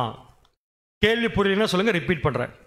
ஒரு கெனாரி கூட போறப்ப நல்லா பாடிட்டு ஸ்பேரோ கூட சேர்றப்ப கீச்சு கீச்சு என்று கத்த முடியுமா? பதில் சொல்ல முடியாதுங்கிறீங்களா? முடியாதுங்கிறீங்களா? முடியாது. நான் சொல்றேன் முடியும். பாருங்க, உடனே மாறிச்சு பாருங்க. நடிக்கிறதுல நம்ம ஆளு கூட பெட்டர் யாருமே கிடையாது. அவ்வளவு கான்ஃபிடண்டா முடியாதுன்னு சொல்லிட்டு நான் சொல்றேன் முடியும்னா முடியுமாமா? நான் சொல்லட்டுமா? முடியாது, ஆனா முடியும். முடியாது, ஆனா முடியும். அப்படின்னு என்ன அர்த்தம்னா, ஒரு கெனாரி நல்லா பாடுற இடத்துல இருந்துட்டு ஸ்பேரோ கிட்ட போகாது. கரெக்டா? ஸ்பேரோ கிட்ட போகாது. ஒருவேளை ஒரு கெனாரி ஸ்பேரோ கூட பழகி கீச்சு கீச்சுன்னு கத்திட்டு திருப்பி கெனாரி கிட்ட வந்து சேரும்போது அதால மெலடி பாடவும் முடியாது. அப்போ ஒரு கெனாரி மெலடி பாடுற மாதிரி இங்கே நடிச்சுட்டு, அதாவது ஞாயிற்றுக்கிழமை இங்கே வர்றப்ப எல்லாம் கெனாரி ஆயிட்டு திங்கக்கிழமை ஆஃபீஸ் போகிறப்ப ஸ்பேரோவா மாற முடியுமா? முடியாது. இங்கே எப்படி இருக்கோமோ அப்படித்தான் அங்கேயும் இருப்போம், அங்கே எப்படி இருக்கோமோ அப்படித்தான் இங்கேயும் இருப்போம். ஏன்னா மாற்றி மாற்றி நம்மளால செய்ய முடியாது. அப்படின்னா ஒரு சகோதரன் ஆஃபீஸ் போனால் பயங்கர மோசமாயிடுறார், ஸ்பேரோ ஆயிடுறார். இங்கே வந்தா கெனாரி ஆயிடுறார். இது பாசிபிளா இல்லையா? இங்கே வந்தா அப்படியே ஞாயிற்றுக்கிழமை காலைல 6 மணி ஆச்சுன்னு வச்சுக்கோங்களேன், அப்படியே கை கட்டிடுவார். நைட் 9 மணிக்கு தான் கையை இப்படி எடுப்பார். ஆஃபீஸ் போனா கண்டபடி பேசுவார் எல்லாத்தையுமே. இப்படி இருக்க முடியுமான்னு கேட்குறேன் நான். சகோதரி சொல்லிட்டாங்க, பாயிண்ட்டுக்கு வந்துட்டாங்க. உண்மையா அப்படி இருக்க முடியாது. சூப்பர் பதில். அப்படின்னு அவர் என்ன பண்ணிட்டு இருக்காருன்னு அர்த்தம்? நடிச்சிட்டு இருக்காரு. இங்க வந்து என்ன பண்ணிட்டு இருக்காரு? அவரு நடிச்சிட்டு இருக்காரு. இங்க யார் நடிக்கிறாங்களோ அவங்க தான் ஸ்பேரோ. புரிஞ்சு உங்களுக்கு? அவங்க கூட சேர்ந்தா நாமளும் ஸ்பேரோ. இதை கண்டுபிடிச்சு செய்ய வேண்டிய வேலை தான் யாரோடதுன்னா நம்மளோட. அன்பான சகோதர சகோதரிகளே, வெளியே போய் கீச்சு கீச்சுன்னு கத்திட்டு உள்ள வந்து கெனாரியா இருக்கிறோம்னா நான் உங்களுக்கு சொல்றேன், நீங்கள் நடித்து கொண்டிருக்கிறீர்கள். You are a best actor. உங்களுக்கு அவார்டே கொடுக்கலாம், அந்த மாதிரி ஒரு ஆக்டரா இருப்பீங்க. அதனாலதான் அப்போஸ்தலன் பவுல் சொன்னாரு, வேஷம் போடாதீங்கப்பா, மனுஷனை வேணா ஏமாத்தலாம், யாரை ஏமாற்ற முடியாது? தேவனை ஏமாற்ற முடியாது. வாசிங்க ரோமர் 12:2. ரோமர் 12:2 நீங்கள் இந்த பிரபஞ்சத்திற்கு ஒத்த வேஷம் தெரியாமல் தேவனுடைய நன்மையும் பிரியமும் பரிபூர்ணமுமான சித்தம் இன்னதென்று பகுத்தறியத்தக்கதாக உங்கள் மனம் புதிதாகிறதுனாலே மறுரூபமாகும். உங்கள் மனம் புதிதாகிறதுனால நீங்க என்ன ஆகுன்னு சொல்லிட்டாருன்னா மறுரூபம். சோ என்ன அர்த்தம்னா, பிரபஞ்சத்திற்கு ஒத்த வேஷம் போடாதீங்க. உலகத்தில் இருக்கிற மனுஷன் தான் எப்படி இருப்பான்? ஏ கூட ஒரு மாதிரி பழகுவாரு, பி கூட போறப்ப வேற மாதிரி பழகுவாரு, சி கூட வேற மாதிரி பழகுவாரு. அப்படியே ஆப்போசிட்டா இருக்கும் ஏக்கு சிக்கும். பார்த்தீங்கன்னா இது உலக மனுஷனுடைய வழக்கம். இந்த விஷயம் தேவனுடைய பிள்ளைகள் கிட்ட இருக்கவே கூடாது. அப்படி இடத்துக்கு ஏற்ற மாதிரி தங்கள் கேரக்டர் மாற்ற ஒரு பறவை இருக்கு. பறவை இல்லை, ஒரு பூச்சி இருக்கு. பூச்சி அது அதுக்கு பேர் என்ன பேர்? அதை பற்றி தனியாக நாளைக்கு ஒரு சப்ஜெக்ட் பார்க்கலாம், இப்போ வேண்டாம் நமக்கு. ஸோ கெனாரி தான், ஸ்பேரோ. ஸோ கேள்விக்கு பதில், ஒரு கெனாரி கூட இருக்கும்போது நல்லா பாடிட்டும் ஸ்பேரோ கூட சேர்றப்ப கீச்சு என்று கத்த முடியுமா? பதில் சொல்லுங்க டக்குன்னு. முடியும். உண்மையா முடியாது, அதான் கரெக்டான பதில். நடிச்சா முடியும். அடுத்தது, இங்க மொத்தம் எத்தனை கெனாரி இருக்கு? அதற்காக கரெக்டா சொல்லுங்க, எத்தனை கெனாரி இருக்குது? 5 இருக்குது. இது மட்டும் இப்படி திரும்பி நின்று இருக்குது? எனக்கு பேர் நடிக்குது எடுத்துக்கலாம். பட் ஏதோ சம்திங் ப்ராப்ளம் தெரியுது உங்களுக்கு? இந்த மாதிரி ஒரு சகோதரர் தனியா இருக்கிறது கண்டுபிடிக்க முடியும்னால நல்லா இருப்பார், திடீர்னு பார்த்தீங்கன்னா மூஞ்சி திருப்பிட்டு போவார். அவர் தான் இது. ஈவன் தோ அவர் ஒரு கெனாரியா இருந்தா கூட மற்ற கெனாரியோட அவரால் மிங்கிளாக முடியல. 2 காரணம் தான் இருக்கு. 1, மற்ற கெனாரி பாடுற மாதிரி அவரால் பாட முடியல. பாயிண்ட் நம்பர் 1, மற்ற கெனாரி பாடுற அளவுக்கு அவரால் பாட முடியல. உண்மைதானே? நம்ம எல்லாரும் ஒரே மாதிரி மெலோடி கொடுக்க முடியுமா? பாடல் வரி சேம் தான், மெலோடி சேம் தான், ஹோலி ஸ்பிரிட் சேம் தான், மியூசிக் சேம் தான். ஆனால் அதை வாங்கி செயல்படுத்துகிற விதத்தில் பர்சன் டு பர்சன் வேரி ஆகும். நான் செய்கிற மாதிரி நீங்கள் செய்ய முடியாது, நீங்கள் செய்கிற மாதிரி நான் செய்ய முடியாது. ஆனால் எல்லாரும் சேர்ந்து என்ன புரிஞ்சுக்கணும்னா, நம்மளால் எவ்வளோ செய்ய முடியுமோ உண்மையாக செய்யணும். ஆனால் இங்கே ஒரு கெனாரிக்கு என்ன வந்துருச்சுன்னா, மற்ற கெனாரி பாடுற மாதிரி என்னால் நல்லா மெலோடி பாட முடியல. இது ஒரு ரீசன். 2வது, மற்ற 4 கெனாரியோட இந்த கெனாரிக்கு மிஸ் அண்டர்ஸ்டாண்டிங். 2 தான் ரீசன். முதல் ரீசன், அதுவால மற்ற கெனாரி மாதிரி பாட முடியல. நீங்களே ஒரு சொல்யூஷன் சொல்லுங்க, ஏன் இந்த கெனாரியால இந்த கெனாரி அளவுக்கு பாட முடியல? ஒரு க்ளூ வேணா தரேன் உங்களுக்கு, ஒரு க்ளூ தரேன். கன்வென்ஷன்ல இந்த தடவை வச்சுக்கோங்க, எக்ஸாம்பிளுக்கு வச்சுக்கோங்க, நான் சொன்னேன்னு சொல்லிடாதீங்க எங்கேயா போய். இந்த வருஷம் யூத் கன்வென்ஷனுக்கு கொயர் சான்ஸ் வந்து சென்னை இங்கிலீஷா கொடுத்தாச்சு. டேவிட் பேம்பருக்கு இப்போ வைத்த கலக்குது. கொடுத்தாச்சுன்னு வச்சுக்கோங்க, கொடுத்தாச்சு. இப்போ என்ன பண்ணுவீங்க நீங்கள்? இப்போ இருந்து கன்வென்ஷன் வரைக்கும் ப்ராக்டிஸ் பண்ணுவீங்க. என்ன ப்ராக்டிஸ் பண்ணுவீங்க? கொயர் ப்ராக்டிஸ் பண்ணுவீங்க. சரிங்களா? ஒரு 4 பிரதர்ஸ் 4 சிஸ்டர்ஸ் செலக்ட் பண்ணியாச்சு.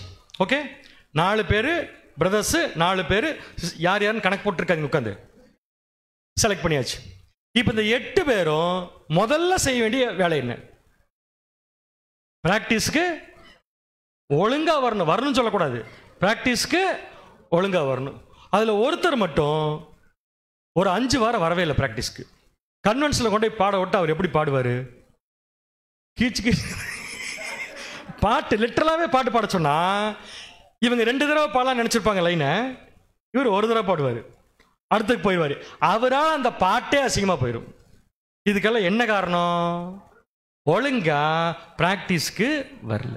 இப்போ சொல்லுங்க, நம்ம பாடுற வாழ்க்கை என்ற இந்த பாட்டுக்கு நம்மளும் மற்றவங்க மாதிரி நல்லா பாடணும்னா சிம்பிளா ஒன்னா செஞ்சா போதும். என்னது?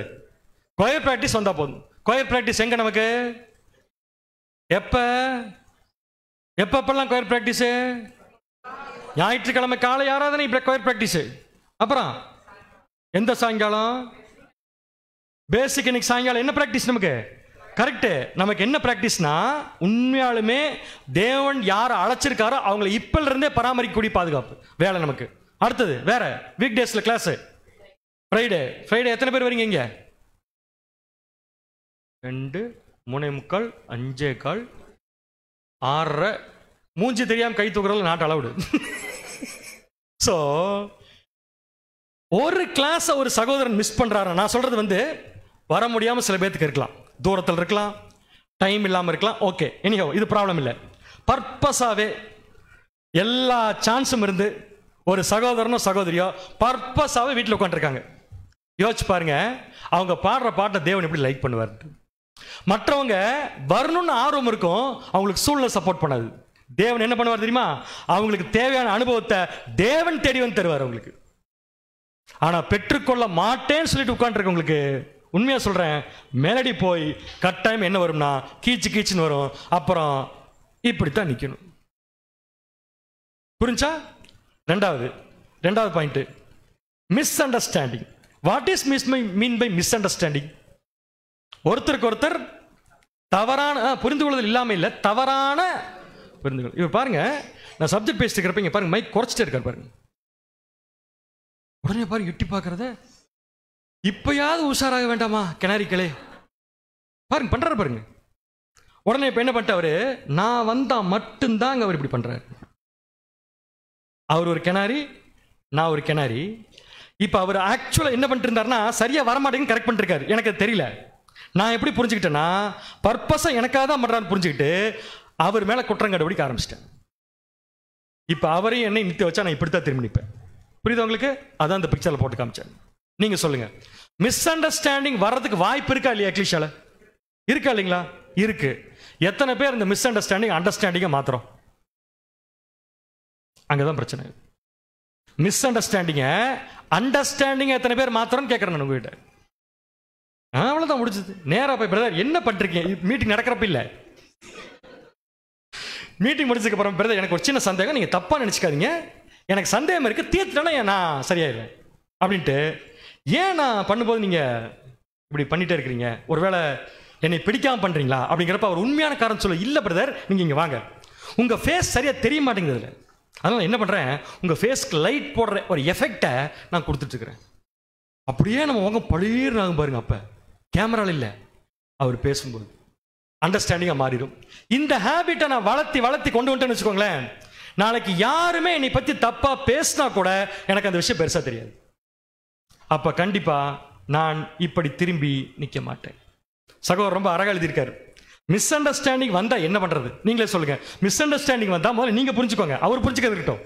யார் மேல மிஸ் அண்டர்ஸ்டாண்டிங் அவர் அப்புறம் புரிஞ்சுக்கிட்டோம், முதல்ல நீங்க புரிஞ்சுக்கோங்க.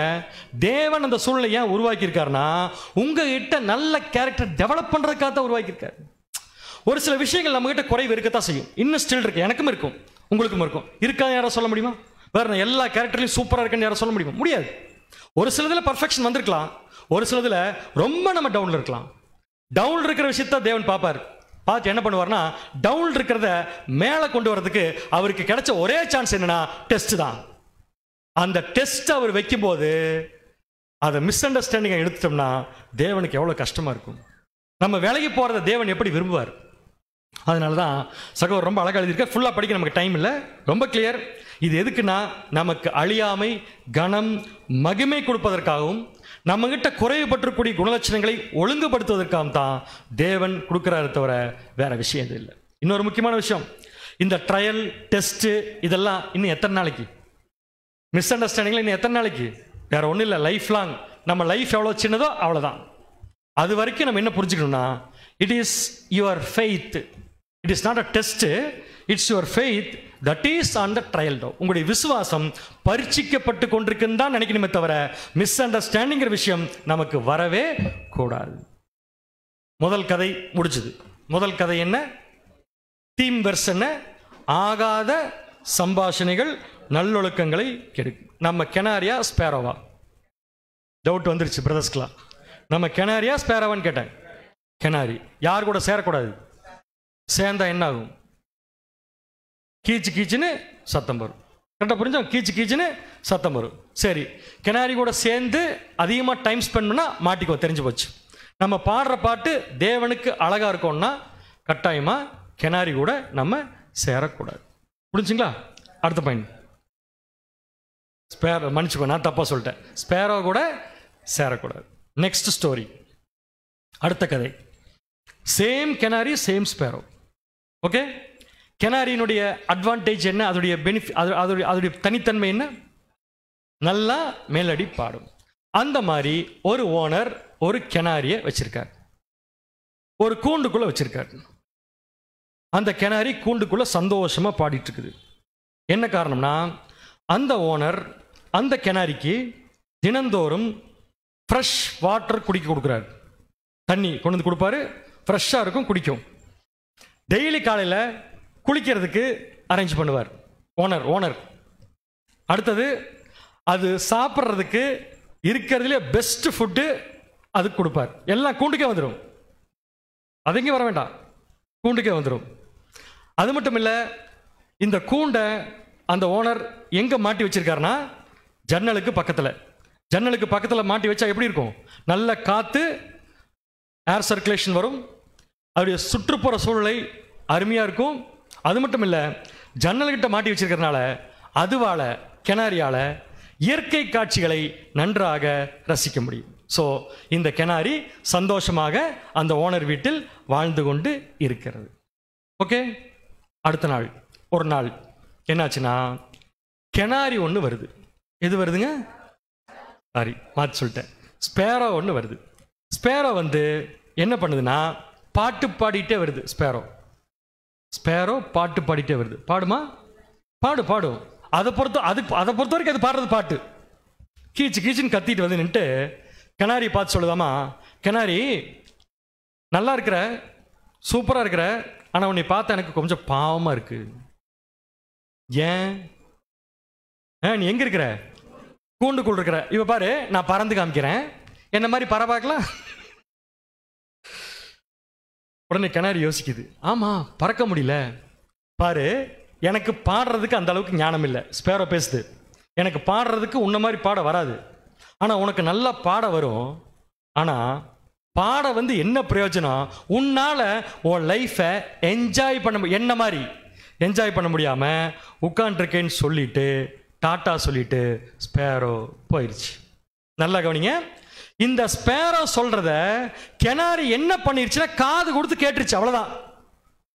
என்ன பண்ணிருச்சுங்க? பழகல, அது கூட என்ன பண்ணிருச்சு? காது கொடுத்து கேட்டுருச்சு. கேட்ட உடனே அந்த செகண்ட்ல இருந்து அந்த கிணாரிக்கு அந்த கூண்டுக்குள்ள கம்பி இருக்க முடியாது, கம்பி அந்த கம்பி பார்க்கறதுக்கு எப்படி தெரிஞ்சுதாமா? சிறைச்சாலையில் இருக்கிற கம்பி மாதிரி தெரியுதாமா. அடுத்தது, இந்த கம்பியை பண்ணி வச்சது யாரு? ஓனர். அவரை எப்படி தெரியுதாமா? இந்த ஆள் மாதிரி என் லைஃபை கெடுத்தவன் யாருமே கிடையாது. அடுத்த நாள் காலையில் அந்த ஓனரு பாவம் அது கொண்டு வந்து வழக்கமாக வைக்கிற மாதிரி ஃப்ரெஷ் வாட்டர் வைக்கிறார். அது ஓனரை பார்த்துட்டு வைக்கிற அப்படின்னு படுத்துக்கிச்சு. கொஞ்ச நேரம் கழிச்சு வந்து பார்க்குறா, தண்ணி குடிக்கவே இல்லை. சாப்பாடு கொண்டு வந்து வைக்கிறாரு, சாப்பிடல. சரி, இன்னைக்கு பிடிக்கல போடுறதுக்கு நாளைக்கு சாப்பிடுன்னு கொண்டு வந்து வச்சு பார்க்குறாரு, பிடிக்கல. நல்ல இயற்கை காட்சியை ரசிச்சிருந்த அந்த ஸ்பேரோ இயற்கை காட்சிகளை ரசிப்பதில்லை. அதோடைய டெம்பரேச்சர் அதை என்ஜாய் பண்ணுறதில்ல. அது கண்ணுக்கு இப்போ எப்படி தெரியுதுன்னா, எல்லாமே தனக்கு ஒரு ப்ராப்ளம் மாதிரி தெரியுது. கூண்டு, ஓனரு, சாப்பாடு, கிளைமேட்டு எல்லாம் தப்பாக தெரியுது. அது பண்ண ஒரே ஒரு மிஸ்டேக் என்னன்னா, காது கொடுத்து கேட்டது. ஸோ இப்படியே போனால் என்ன ஆகும்? இப்படித்தான் ஆகும். கொஞ்ச நாளில் அது சாகர கண்டிஷனுக்கு போயிடுச்சு. எது சாகர கண்டிஷனுக்கு போயிடுச்சு? போன வாரம் ஒசூரில் அழுதாங்க எல்லாரும் சொல்லும்போது, அப்புறம் அழுகாதையும் சொல்ல தேற்றி, அப்புறம் கதை தாங்குதுன்னு சொல்லி அப்புறம் எழுப்பி விட்டோம். ஓகே, சாகர கண்டிஷன் சாகர கண்டிஷன் போயிடுச்சு. மறுபடியும் அந்த ஸ்பேரோ திருப்பி வருது. எதுக்கு? செத்துருச்சா இல்லையான்னு பார்க்கறதுக்கு, அதோடைய வேலை நடந்துருச்சா இல்லையான்னு பார்க்கறதுக்கு மறுபடியும் அந்த ஸ்பேரோ வந்து நிற்குது. நிற்கும்போது கிணாரி சாக கிடக்குது. இப்போ திடீர்னு பார்த்தீங்கன்னா அந்த வீட்டில் ஒரு பூனை இருந்துச்சாம, பூனை. அந்த பூனை என்ன பண்ணுச்சு? நேராக வந்து அந்த ஸ்பேரோவை கிணாரியின் கண்ணு முன்னாடியே அடிச்சு சாப்பிட்டுருச்சு.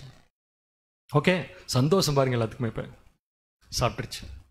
நெக்ஸ்ட்டு அந்த பூனை யாரை சாப்பிட போகுது? யாரை சாப்பிட போகும்? ஆனால் அதால் கிணாரியை சாப்பிட முடியாது. ஏன்? கூண்டுக்குள்ள இருக்கு. இப்போ இந்த கிணாரி எந்திரிச்சு உட்காந்துருச்சு. எந்த கூண்டை தப்பா பார்த்துச்சோ, எந்த ஓனரை அசிங்கமாக பேசிச்சோ, எந்த கம்பியை பார்த்து ஜெயில் கம்பின்னு சொல்லிச்சோ, அதே கிணறிக்கு இப்ப அந்த கம்பி தான் தன்னை காப்பாத்துச்சுன்னு தெரிஞ்ச உடனே அந்த கம்பி மேல அதற்கு ஒரு மிகப்பெரிய அன்பு வந்துருச்சு. சப்ஜெக்ட் எழுதியிருப்பாங்க பார்த்தீங்கன்னா, கோல்டன் பார்ஸ், தங்க கம்பியாமா. யாராவது ஜெயில் கம்பி தங்க கம்பின்னு சொல்லுவாங்களா? இந்த கம்பி, இந்த கூண்டு மட்டும் இல்லைன்னா இந்நேரம் அந்த பூனை கிணாரியும் சேர்த்து என்ன பண்ணியிருக்கோம், சாப்பிட்ருக்கோம். இப்போதான் அதுக்கு என்ன தெரியுதுன்னா, இந்த கூண்டு தான் நம்மளை என்ன பண்ணியிருக்கு, காப்பாத்துது. இல்லைன்னா நாமளும் அந்த ஸ்பேரோ மாதிரி என்ன பண்ணியிருப்போம், செத்துருப்போம் அப்படின்ட்டு. இப்போ அந்த கிணறுடைய பார்வை பூரா மாறுது. கூண்டு என்னை காப்பாத்துச்சு.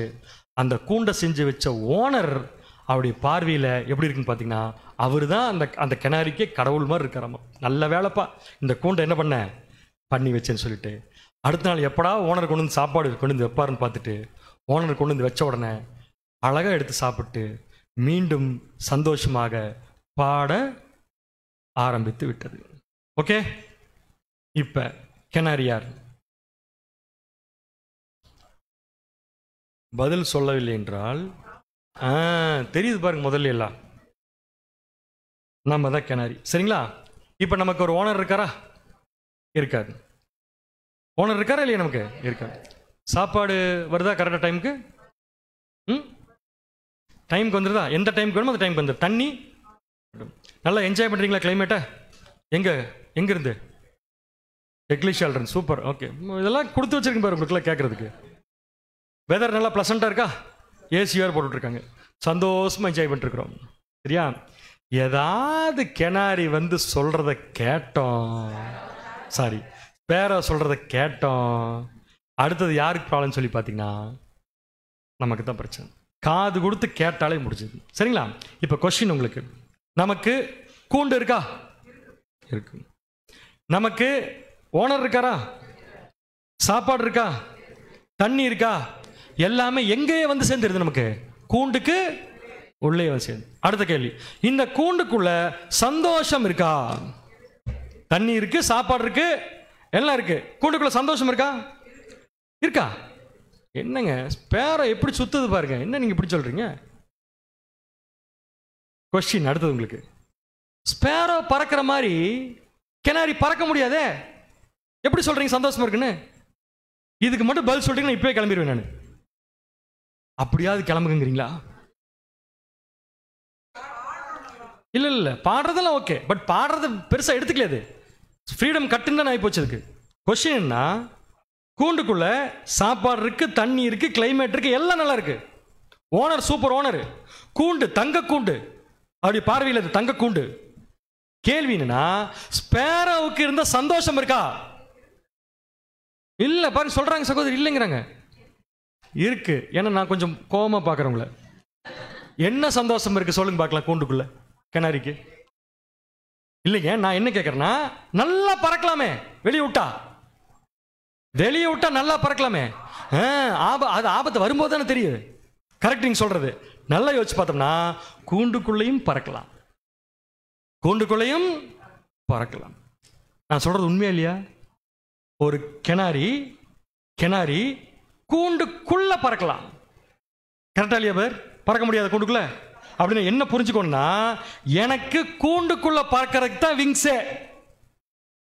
கூண்டை விட்டு வெளியே போய் பறக்கிறதுக்கு தேவனுக்கு விங்ஸ் கொடுக்கல. அதை மட்டும் மைண்ட்ல செட் பண்ணியாச்சுன்னா நம்மளை விட சந்தோஷமான உலகத்தில் யாருமே கிடையாது.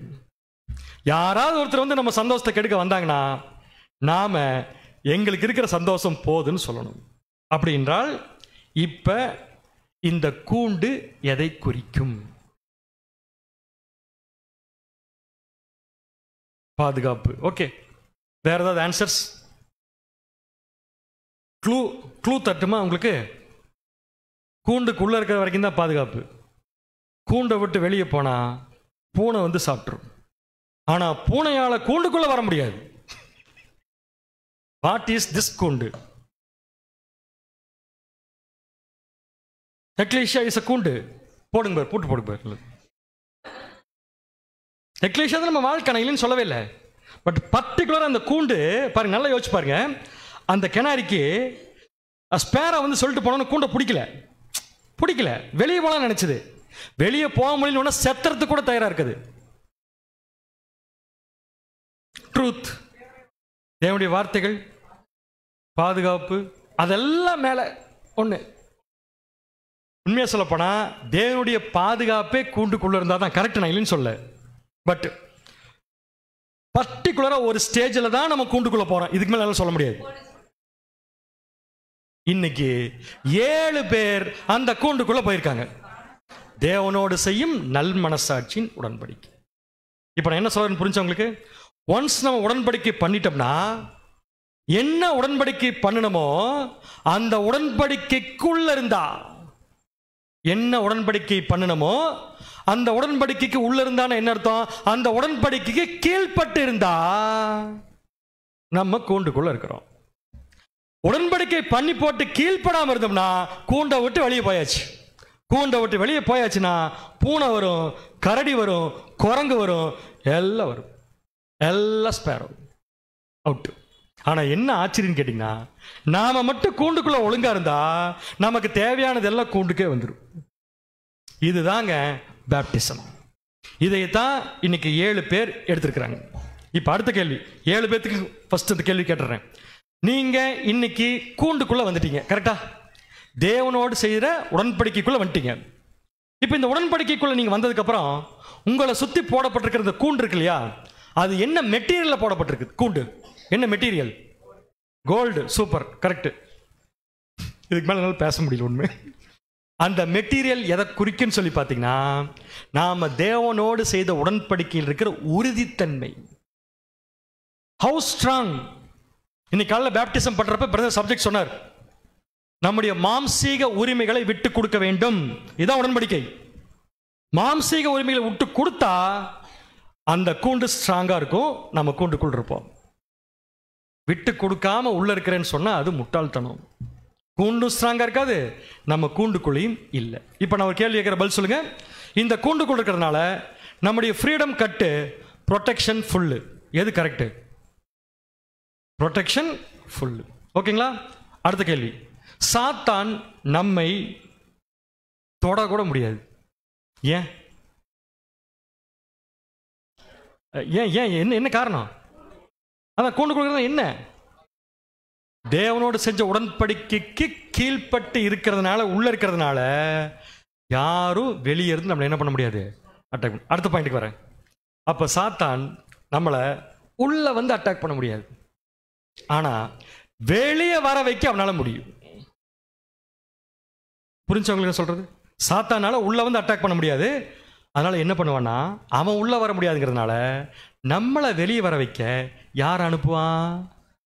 யார் அனுப்புவான்? யார் அனுப்புவான்? கரெக்ட் சொல்லுங்க, யார் அனுப்புவான்? ஸ்பேரோ வந்து என்ன சொல்லும், போன வருஷம் வரைக்கும் கிறிஸ்மஸ் எப்படி தெரியுமா கொண்டாடினீங்க பிரதர், நீங்க லண்டன்ல நீங்க வெட்டின கேக் எப்பேற்பட்ட கேக் தெரியுமா? ஏன்னா இப்ப அடுத்த ஒரு ஸ்பேரோக்குள்ள தான் போறாரு. இப்ப நீங்க என்ன பண்ணணும், ஸ்பேரோக்குள்ள போங்க, தப்பில்ல, கூண்டை விட்டு வெளியே வந்துடாதீங்க, அவ்வளவுதான். கூண்டை விட்டு வெளியே வரலைன்னா 100% ப்ரொடெக்ஷன் உங்களுக்கு உண்டு. வெளியே வந்தீங்க 100% சொல்றேன், ப்ரொடெக்ஷன் இல்லை. ஏன்னா சாத்தானுடைய ட்ரெண்ட் எப்படி தான் இருக்குன்னு பார்த்தீங்கன்னா, 1 பேதுரு 5ஆம் அதிகாரம் 8ஆம் வசனம். 1 பேதுரு அதிகாரம் 5 வசனம் 8, தெளிந்த புத்தியுள்ளவர்களாயிருங்கள், விழித்திருங்கள், ஏனெனில் உங்கள் எதிராளியாகிய பிசாசானவன் கெர்ச்சிக்கிற சிங்கம் போல் எவனை விழுங்கலாமோ என்று வகை தேடி சுற்றித் திரிகிறான். பேதுரு என்ன அழகா அந்த எக்ஸ்பிரஷன் கொடுக்குறாரு பாருங்க. சாத்தான் என்ன பண்றான், அவங்கள நேரா வந்து அட்டாக் பண்றதே கிடையாது, பண்ண முடியாது. ஏன்னா இன்னிலிருந்து நீங்க தேவனுடைய ப்ராப்பர்ட்டி. பட் தேவனுடைய ப்ராப்பர்ட்டியா இருக்கிற நம்மளை வெளியே இழுத்துட்டு வர்றதுக்கு வெயிட் பண்ணிட்டு இருக்கான். கர்ஜிக்கிற சிங்கம் போல் எவனை விழுங்கலாமோ என்று என்ன பண்ணிருக்கானமா, வகை தேடி திரிகிறான். ஏன்னா நம்ம வெளியே வரணும். இப்ப நீங்க சொல்லுங்க, நம்முடைய வாழ்க்கையில நாம பைபிள்ல சொன்ன ப்ராஃபசிஸ் எல்லாம் நமக்கு ஃபுல்ஃபில் ஆகும்னா நாம என்ன பண்ணணும்? 91 சங்கீதம் சொல்லுங்களேன் ஒரு நிமிஷம். திடீர்னு கேட்டு எப்படிங்க சொல்றது? உன்னதமானவரின் தங்குவான், அப்புறம் அவ்வளவுதான், சந்தோஷம், உன் பாதம் கல்லில். இது ஒரு ப்ராமிஸ் தானே நமக்கு, இது ஒரு கண்டிஷனல் ப்ராமிஸ் இல்லையா? ப்ராமிஸ். இந்த ப்ராமிஸ் நமக்கு எப்போ அப்ளை ஆகும், எப்போ ஃபுல்ஃபில் ஆகும்? ஒரே ஒரு கண்டிஷன் தான், கூண்டுக்கு உள்ள இருந்தா தான், வேற வழியே இல்லை. அப்படின்னா ரொம்ப ரொம்ப முக்கியம், கூண்டுக்குள் இருக்கிறது தான். கூண்டுக்குள்ள இருக்கிறது ஸ்ட்ரிக்டா தான் இருக்க முடியும், டிசிப்ளினா தான் இருக்கணும். கூண்டுக்குள்ள எப்படி இருக்கணும்? ஸ்ட்ரிக்டா இருக்கணும், டிசிப்ளினா இருக்கணும். இல்லைன்னா என்ன ஆகும்? இல்லைன்னா என்ன தெரியுமா? கூண்டுக்குள்ள இல்லைன்னு அர்த்தம். சிம்பிளான ஒரே பதில் தான். பிகாஸ் கூண்டுக்குள்ள தேவன் பிடிச்சி தள்ளி விட்டாரா, நாமளே தேவன்கிட்ட சொல்லிட்டு கூண்டுக்குள்ள வந்தோமா? அப்ப கதவை ஓப்பன் பண்ணது யாரு? தேவன் ஓப்பன் பண்ணி விட்டாரு. நம்ம என்ன சொல்லிட்டோம்? உள்ள வந்துட்டோம். வந்ததுக்கப்புறம் தேவன் என்ன சொல்ற? தேவனே பத்திரமா பார்த்துக்கோங்க, பூட்டிருங்கட்டோம். பூட்டிட்டாரு. இப்ப உள்ள இருக்கணும்னா கண்டிப்பா ஸ்ட்ரிக்ட் ட்ரைனிங் டெஃபினட்டா உண்டு. பிகாஸ் நம்ம என்ன வச்சு பேப்டிசம் போட்டிருக்கோம்னா, பலியினாலே உடன்படிக்கை பண்ணின என்னுடைய பரிசுத்தவான்கள். இவங்க உள்ள வந்தாச்சுனாலே இங்க ஸ்ட்ரிக்ட் ட்ரைனிங் நடக்கும்போது, ட்ரைனிங் பயிற்சி நடக்கும்போது கண்டிப்பா சோர்வு டெஃபினட்டா வரும். சோர்வு எப்படி தெரியுமா வரும்? அடுத்தது உங்களுக்கு பேப்டிசம் எடுத்தவங்களுக்கு இம்மீடியட்டா கூண்டுக்குள்ள வந்த உடனே சாத்தான் வெளியே வர வைக்கிறதுக்கு என்ன பிளான் போடுவானா, நீங்க எதை பெருசா நினைச்சிட்டு இருக்கீங்களோ அதை உங்ககிட்ட இருந்து எடுத்துருவான். நீங்க சொல்லுங்க, எதை பெருசா நினைச்சிட்டு இருக்கீங்க? உங்களுக்கு ரொம்ப பிடிச்சது எது? உங்களுக்கு ரொம்ப பிடிச்சதுங்க பேர் கண்டிப்பா என்கிட்ட சொல்ல முடியாது, ஆனா ஒன்று இருக்கும்ல, அதை முடிச்சிடுவான். நல்ல ப்ராஃபஸி இல்லையா? இப்போ நீங்க என்ன பண்ணுவீங்க? என்ன தெரியுமா பண்ணுவோம்? சோர்ந்து போயிடுவோம். சோர்ந்து போனோம்னா உண்மையா சொல்றேன், சாத்தானுக்கு மிக மிக மிக பெரிய சந்தோஷம். ஏன்? ஒரு தடவை சோர்ந்து போறப்ப கூண்டுக்குள்ள இருப்போம், பரவாயில்ல விடு பார்த்துக்கலாம், ஏதோ ஒரு இழப்புன்னு சொன்னாங்க. அன்னைக்கு வேறு ஞானஸ்தானம் எடுக்கிறேன், காலையிலேருந்து சப்ஜெக்டில் போட்டு வாங்கி எல்லாம் போகுன்னு சொன்னாங்க. போச்சு விடு. கொஞ்சம் சோர்வு, மறுபடியும் ஒரு சோர்வு வரும்போது என்ன பண்ண ஆரம்பிப்போம்னா, இந்த கூண்டுக்குள்ளே இருக்கிறதுக்கு பதிலாக பேசாமல் என்ன பண்ணிடலாம்? வெளியே போயிடலாம் அப்படின்னு நினச்சா பூனை ரெடியாக இருக்கும். பார்த்துக்கோங்க. ரோமர் 2:7. ரோமர் 2:7. சோர்ந்து போகாமல் நற்கிரியைகளை செய்து. எப்படி நற்கிரியை செய்யணும்? ஆமா, சோர்ந்து போயிட்டே நற்கிரியை செய்ய முடியாது. சோர்ந்து போகாமல் நற்கிரியைகளை செய்து மகிமையையும் கனத்தையும் அழியாமையையும் தேடுகிறவர்களுக்கு நித்திய ஜீவனை அளிப்பார். இவர்கள் தான் யாருன்னு பாத்தீங்கன்னா அந்த கூண்டுக்குள்ளேயே இருக்கக்கூடியவர்கள். இந்த கூண்டுக்குள்ள இருக்கிறதுக்கு தேவை ஒரே ஒரு ப்ராமிஸ், ஒரே ஒரு ரூல், ஒரே ஒரு டிசிப்ளின் கூட சொல்லலாம், ஒரு ஒழுக்கம். அந்த ஒழுக்கம் என்னன்னா, இது ரசல் பர் எழுதுற லைன். இது எனக்கு ரொம்ப பிடிச்ச லைன். லைஃப்ல இந்த லைனை நீங்க லைஃப் ஆக்குனீங்கன்னா கண்டிப்பா சொல்றேன், கோபம் கூட வராதுங்க நமக்கு. நம்மளை பத்தி அசிங்கமா பேசினா கூட ரொம்ப ஹாப்பியா இருக்கு நமக்கு கேட்கறதுக்கு. இருக்கணும்னா ஒரே ஒரு வழி, இதான் வாழ்க்கை. இதை மட்டும் வாசிங்க சகோதரி. agreeing to sacrifice his earthly life. இந்த ஹிஸ்ங்கிற இடத்துல நம்மளை போட்டுக்கோங்க. agreeing to sacrifice our earthly life, பூமிக்குரிய வாழ்க்கை, and all its rights. அன்புக்குரிய சகோதர சகோதரிகளே, ஞானஸ்தானம் எடுத்த 7 பேருக்கும் அடுத்தது பூமியில செய்ய வேண்டிய நியாயமான சில உரிமைகள் இருக்கு, இல்லைன்னு சொல்ல வரல. ஆனா அந்த நியாயமான உரிமைகளை கூட என்ன பண்ணணும்னா விட்டுட்டு வாங்கன்னு சொல்ல, அந்த நியாயமான உரிமை கூட in doing of the fathers will, எங்க அப்பாவுடைய விருப்பத்திற்காக என் நியாயமான உரிமைகளை விட்டு கொடுக்கிறேன், மாத்திக்கிறேன் அப்படின்னு சொல்லி முடிவு எடுத்துட்டோம்னா, அப்பான்னு சொல்றது இயேசு கிறிஸ்துவின் அப்பா, மாத்திட்டோம்னா, இன்னையிலிருந்து இதுபடி நடந்தோம்னா இந்த கூண்டுக்குள்ள நம்மளை விட சந்தோஷமா இருக்காது யாரும் கிடையாது. ஏதோ ஸ்பேரோ சந்தோஷமா இருக்குன்னு சொல்லிச்சுன்னு வச்சுக்கோங்களேன், அந்த ஸ்பேரோ உட்கார வச்சு 1.5 மணி நேரம் கிளாஸ் எடுப்போம் நம்ம, கிளம்பு முதல்ல அப்படின்ட்டு. ஆனா அந்த இந்த ஆக்டிவிட்டி நம்மகிட்ட இல்லை, இந்த டிசிப்ளின் நம்மகிட்ட இல்லைன்னா வரபோற ஸ்பேரோவெல்லாம் பார்த்துக்கிட்டே இருப்போம். அவர் நல்லா பாடுது, எங்கூட தான் சுத்திட்டு இருந்துச்சு, நான் நல்லா பாடுவேன் அதை விட, ஆனால் நான் இங்கே உட்காந்துருக்கிறேன், அது நல்லா பறந்துட்டு இருக்குது. அது நல்லா பறக்குது, ஆனால் பைபிள் சொன்ன ஒரு ப்ராமிஸ் கூட அது கிடையாது. யாருக்குன்னா நமக்கு மட்டும்தான். சரிங்களா பேர்? இப்போ பேப்டிசம் எடுத்த 7 பேருக்கு ஒரு கொஸ்டின். கூண்டுக்குள்ள இருக்கிறது சந்தோஷமா இருக்குமா வருத்தமா இருக்குமா? சந்தோஷமா இருக்கும். பேப்டிசம் எடுத்தவங்ககிட்ட ஒரு கேள்வி, ஒழுங்கா சொல்லிருங்க அவங்களுக்கு. கூண்டுக்குள்ள இருப்பது என்பது சந்தோஷமான விஷயமா வருத்தமான விஷயமா? ஓப்பனா பேசிக்கலாம். அப்படி ஒரு சந்தோஷமே முகத்தில் இல்லையே. சந்தோஷமான விஷயம் தான். எப்போ சந்தோஷம்? அது நமக்கு எப்போ சந்தோஷம்னா, இப்படித்தான் இருக்குன்னு தெரிஞ்சுட்டு அதுக்காக விட்டு கொடுத்தோம்னா சந்தோஷம். இன்னொன்று, நமக்குன்னு ஒன்றையுமே வச்சுக்காம எல்லாமே தேவனுடைய விருப்பத்துக்கு கொடுத்தோம்னு வச்சுக்கோங்களேன், அது சந்தோஷம். கொடுத்து மட்டும் பாருங்க, ஒருத்தர் கில்னா கூட நமக்கு வலிக்காது. அதுக்காக கிள்ளி பார்க்காதீங்க யார் பக்கத்தில். நான் சொல்கிற விஷயம் என்ன தெரியுமா, உங்களை ஹர்ட் பண்ணால் கூட சுத்தமாக சொல்கிறேன், அவங்களை ஆசீர்வதிப்புமே தவிர அவர்களை சபிக்க மாட்டோம். இதுதான் நம்முடைய லைஃப் ஸ்டைல். இந்த ஸ்டைலுக்கு யார் போகிறாங்களோ அவர்கள் கூண்டுக்குள் இருப்பார்கள். அப்போஸ்தலனாகிய பவுல் கூண்டுக்குள் இருந்தாரா இல்லையா? அப்போஸ்தலனாகிய பவுல் கூண்டுக்குள் இருந்தாரா இல்லையா? கூண்டுக்குள் எப்போ வந்தார்? ஞானஸ்நானத்தில் வந்தார் சொல்லிட்டாங்க அவங்க. எப்போ இயேசு கிறிஸ்து அழைப்பு கொடுத்தாரோ டிசைட் பண்ணிட்டு வந்துட்டார். இப்போ கொஸ்டின், கூண்டுக்கு வெளியே அவர் சுதந்திரமாக பறந்துட்டு இருந்தப்ப எத்தனையோ பேர்த்த துன்புறுத்தினார். நல்லா புரிஞ்சுக்கோ, துன்புறுத்தினார் இல்லையா? துன்புறுத்தினார். அடுத்தது கூண்டுக்குள்ள வந்ததுக்கப்புறம் அவருக்கு ஏகப்பட்ட பிரச்சனை. இப்போ பவுல் இந்த ரெண்டை வச்சு பேலன்ஸ் பண்ணி ஒரு வசனம் பேசுறாரு பாருங்க, வாசிக்கலாம். 2 கொரிந்தியர் 7ஆம் அதிகாரம் 4ஆம் வசனம். 2 கொரிந்தியர் அதிகாரம் 7 4ஆம் வசனம். மிகுந்த தைரியத்தோடு உங்களுடன் பேசுகிறேன். உங்களை குறித்து மிகவும் மேன்மை பாராட்டுகிறேன். ஆறுதலால் நிறைந்திருக்கிறேன். அந்த லைன் ஒரு தடவை சொல்லுங்க எல்லாருமே. அவங்க சொல்லும்போது அந்த லைனை நல்லா கவனிங்க. ஆறுதலால் நிறைந்திருக்கிறேன். எங்களுக்கு உண்டான சகல உபத்திரவத்திலேயும் பரிபூரண சந்தோஷமாயிருக்கிறேன். என்ன சந்தோஷமா இருக்கிறேன்? பரிபூரண சந்தோஷம். அது என்ன பரிபூரண சந்தோஷம்? பரிபூரண சந்தோஷம் தெரியாது, பரிபூரண சந்தோஷம் தான். Full happiness. எதுக்குள்ள இருக்காரு பவுல்? கூண்டுக்குள்ள என்ன இருக்காமா?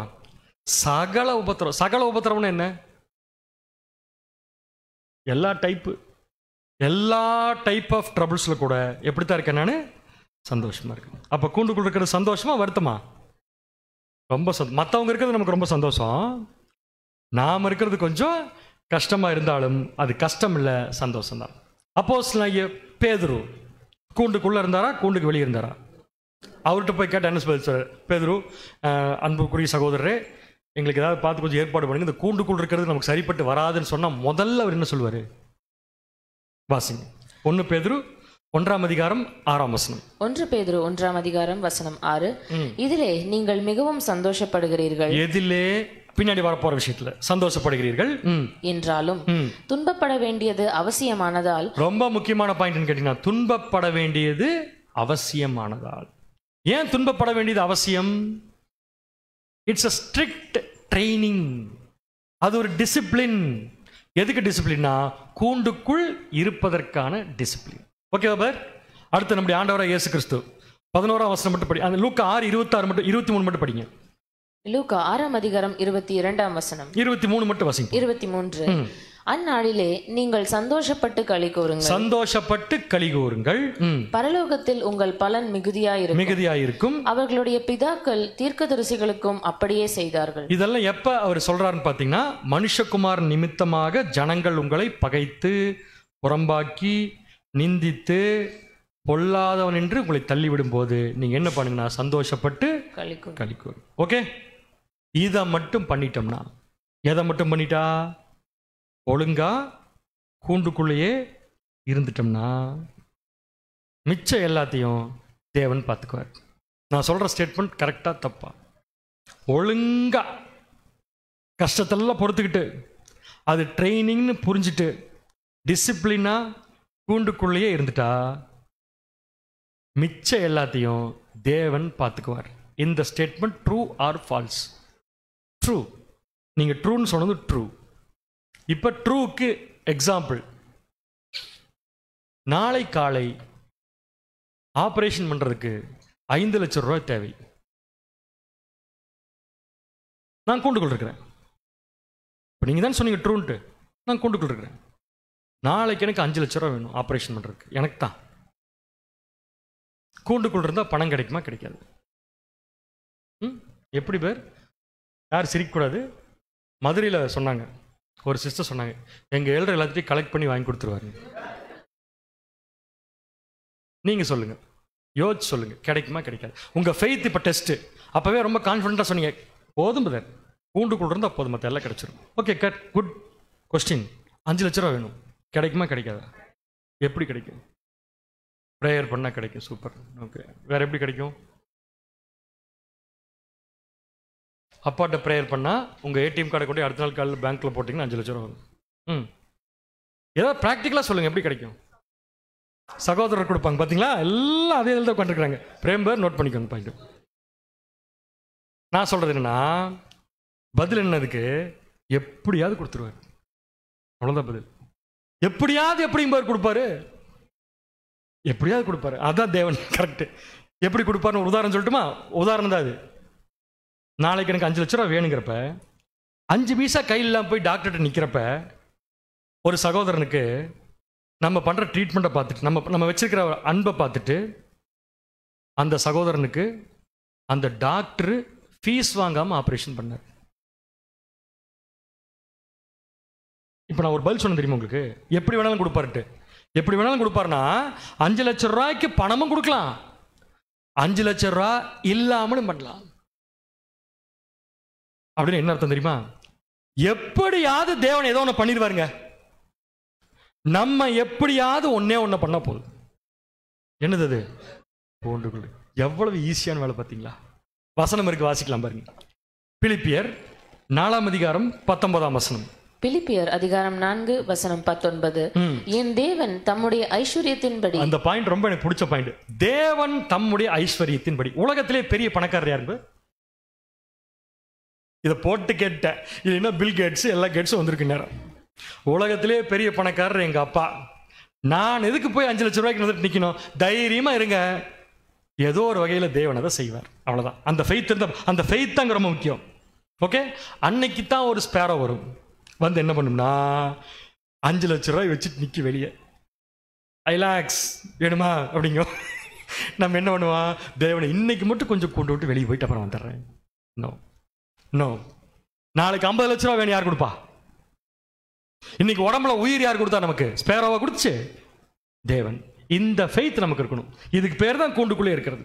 ஸோ தேவன் தம்முடைய ஐஸ்வர்யத்தின்படி உங்கள் குறைவை எல்லாம் கிறிஸ்து இயேசுக்குள் மகிமையில் என்ன பண்ணுவாரு? சரி பார். இப்போ நான் ஒரு கேள்வி கேட்குறேன். இன்னைக்கு காலையில் ஒரு சாப்பாடு சாப்பிட்டோம் இல்லையா, டிஃபன் சாப்பிட்டோம் இல்லையா, அது யார் கொடுத்தா நமக்கு? பாருங்க, பின் வாங்குது. காலையில் ஒரு சாப்பாடு சாப்பிட்டோம்ல, யார் கொடுத்தான்னு கேட்குறேன் நான். இதை எப்படி புரிஞ்சுக்கலாம் தெரியுமா? தேவன் கொடுத்தாருங்கிறத. ஒன்று சாப்பாடை கொண்டு அவர் நமக்கு கொடுத்தாரு, ஒன்று. இன்னொன்று, சாப்பிட்ற அளவுக்கு நம்ம பாடியில் நீ கண்டிஷன் கொடுத்துருக்காருல, இது எவ்வளோ பெரிய விஷயம். அப்படின்னா ஒரு உணவு நம்முடைய வாய்க்குள்ள வயிற்றுக்குள்ள போகும்னா காசு இருந்தால் மட்டும் போகாது, தேவன் கிருபை கொடுத்தா தான் போகும். இதை புரிஞ்சுக்கிட்டோம்னா இந்த வசனத்தின்படி எல்லாத்தையும் தேவன் நமக்கு என்ன பண்ணுவார்? குறைவை எல்லாம் நிறைவாக்குவார். அடுத்தது யாக்கோபு 1:17. யாக்கோபு அதிகாரம் 1 வசனம் 17. நன்மையான எந்த ஈவும், ஒவ்வொன்றும் எந்த ஈவும், பூரணமான எந்த வரமும் பரத்திலிருந்து உண்டாகி. எங்கிருந்து உண்டாகி? எதுவுமே பூமியில இருந்து இல்ல, எல்லாமே எங்கிருந்து வருது? பரத்திலிருந்து உண்டாகி சோதிகளின் பிதாவின் இடத்திலிருந்து இறங்கி வருகிறது. போதும். யார்கிட்ட இருந்து வருதுங்க? ஜோதிகள். இந்த நன்மையான எந்தங்கிற வார்த்தைக்கு ஆங்கில வார்த்தை எவ்ரி. அதுடைய கிரீக் வேர்டுக்கு இங்கிலீஷ் மீனிங் ஆல். எல்லாமே, எவ்ரி, ஒவ்வொன்றுமே, எனி, எதுவாக இருந்தாலும், ஹோல், ஒட்டுமொத்தமா நமக்கு வேணுங்கிற எல்லாம் ஒவ்வொன்றும் ஒட்டுமொத்தமா யார்கிட்ட இருந்தா வருதுன்னு பார்த்தீங்கன்னா தேவன்கிட்ட வருது. அதை நம்ம வாங்கிக்கோன்னா என்ன பண்ண சொல்லுங்க? இப்ப அவ்வளவுதான், முடிஞ்சது. எங்க இருக்கணும்? சரி. இயேசு கிறிஸ்து பிதாவின் இடத்தில் நமக்காக பரிந்து பேசுவார். True or false?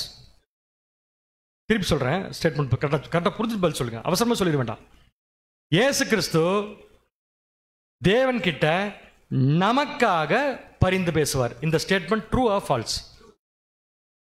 திருப்பி சொல்றேன், நீங்க ஃபால்ஸ்ன்னு சொல்ற வரைக்கும் விட மாட்டேன். நீங்க பரிந்து பேசுவார், நமக்காக பரிந்து பேசுவார். கரெக்ட், வசனம் கரெக்ட், வசனம் கரெக்ட். இந்த நமக்காகங்கிறது யாருங்க? இது சொல்றதுக்கு என்ன தயக்கம்?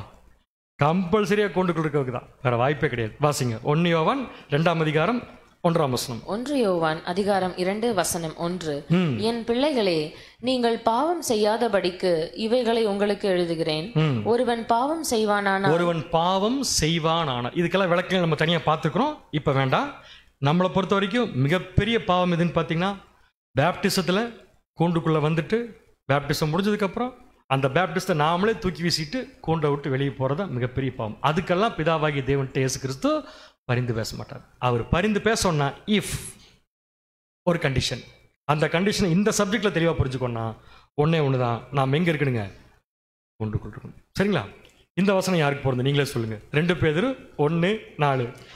2 பேதுரு 1:4 இச்சையினால் உலகத்தில் உண்டான கேட்டுக்கு தப்பி திவ்ய சுபாவத்துக்கு பங்குள்ளவர்களாகும் பொருட்டு மகா மேன்மையும் அருமையுமான வாக்குத்தத்தங்களும் அவைகளினாலே நமக்கு அளிக்கப்பட்டிருக்கிறது. மகா மேன்மையும் அருமையுமான வாக்குத்தத்தங்கள் நமக்கு அளிக்கப்பட்டிருக்கு. கிடைக்கும் எப்பைன்னா ஒரே ஒரு கண்டிஷன் தான். என்னதுங்க அது? கூண்டுக்கு உள்ளணும். ஒரு கேள்வி கேட்டுறேன் கடைசியா, கூண்டுக்குள்ளே வந்துட்டு போகலாமா? ஏன்னா அதுவும் பண்ணுறது உண்டு சில பேர். கூண்டுக்குள்ளே வந்துட்டு போக முடியுமான்னு கேட்குறேன் நான். அப்படின்னு என்ன அர்த்தம்? கூண்டுக்குள்ளே வந்தாச்சுன்னா கம்ப்ளீட் பண்ணுங்க. வந்தாச்சு தான். வெளியே போயாச்சுன்னா போயாச்சு. இன்னொரு தடவை பேப்டிசம் எடுத்து இதே மாதிரி கார்பரேஷன் ஸ்விம்மிங் பூலில் போய் திருப்பி பேப்டிசம் கொடுக்க முடியாது. ஓகே, லைஃப்பில் ஒரே டைம் தான். அந்த ஒரு டைம் உள்ளே வந்தாச்சுன்னா வெளியே போகிற அளவுக்கு சோதனைகள் வந்தால் கூட அந்த சோதனைகளை யார் சகிக்கிறாங்களோ அவங்க தான் ஜெயிப்பாங்க. இந்த சப்ஜெக்டில் சகோதரர்கள் இந்த பாயிண்ட்டை போட்டிருக்காங்க, வேணால் வாசிக்கலாம். Should you ever want to be like the Sparrow in this story? நீங்கள் இந்த கதையில் வந்த அந்த ஸ்பேரோ மாதிரி இருக்க விரும்புகிறீர்களா? எப்படி இருந்துச்சு அந்த Sparrow? Seeking for earthly comfort. அந்த ஸ்பேரோவுக்கு உலக பிரகாரமான என்ன சொல்கிறது சொகுசு அதுக்கு கேட்குது. அந்த மாதிரி நீங்கள் இருக்க விரும்புகிறீங்களா? If you ever feel caged in, என்னைக்காவது நீங்கள் கூண்டுக்குள்ளே மாட்டிட்டோன்னு நினைக்கிறீங்களா? நினைப்பீங்க போல தான் இருக்குது. கண்டிப்பாக நினைக்க மாட்டோம். கூண்டுக்குள்ளே மாட்டல, கூண்டுக்குள்ளே நம்ம தான் உள்ளே போயிருக்கிறோம். அதான் உண்மை. நினைக்க மாட்டோம். The grass is greener on the other side, then it will help. அதாவது எப்போவுமே இந்த பக்கம் இருந்து, தமிழில் என்ன பழமொழிங்கிறதுக்கு இக்கரைக்கு அப்படித்தான் தெரியும்.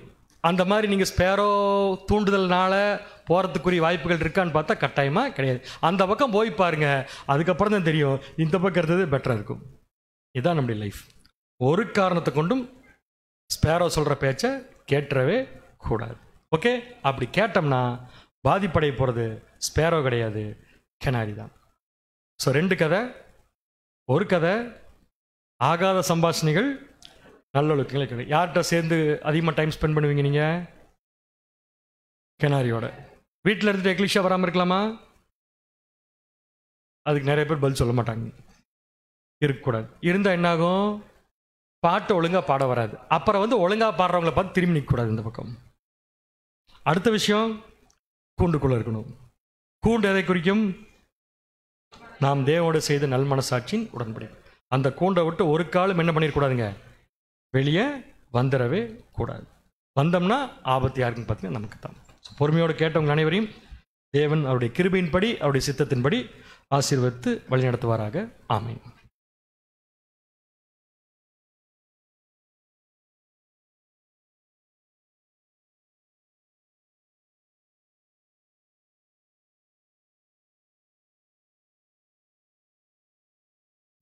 செய்திக்கு தேவனுக்கு நன்றி. அன்பான சகோதர சகோதரிகளே, நாம் ஸ்பேரோவா இல்லைன்னா கெனாரியான்றதை அண்டர்ஸ்டாண்ட் பண்ணிட்டோம்.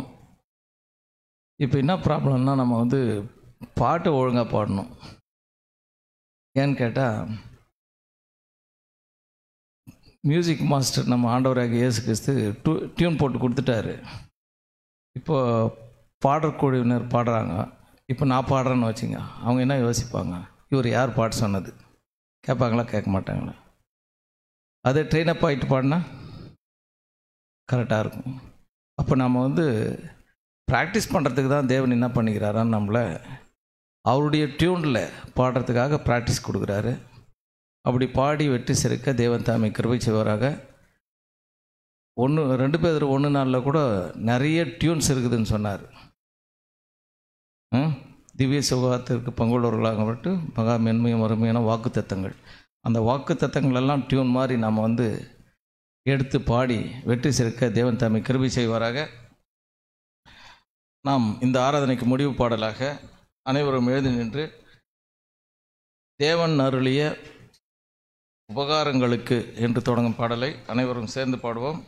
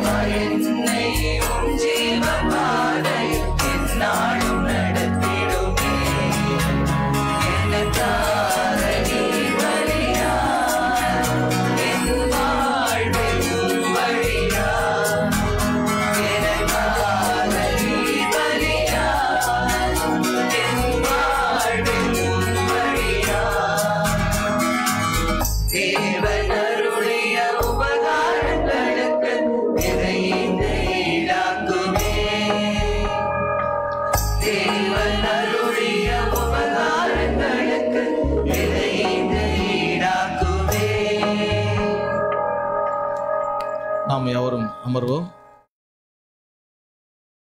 இன்றைய சபையின் செய்திகள் நம்முடைய அன்பு சகோதரர் டேவிட் அவர்கள் வழங்கும்படி அன்பாய் கேட்டுக்கொள்கிறேன்.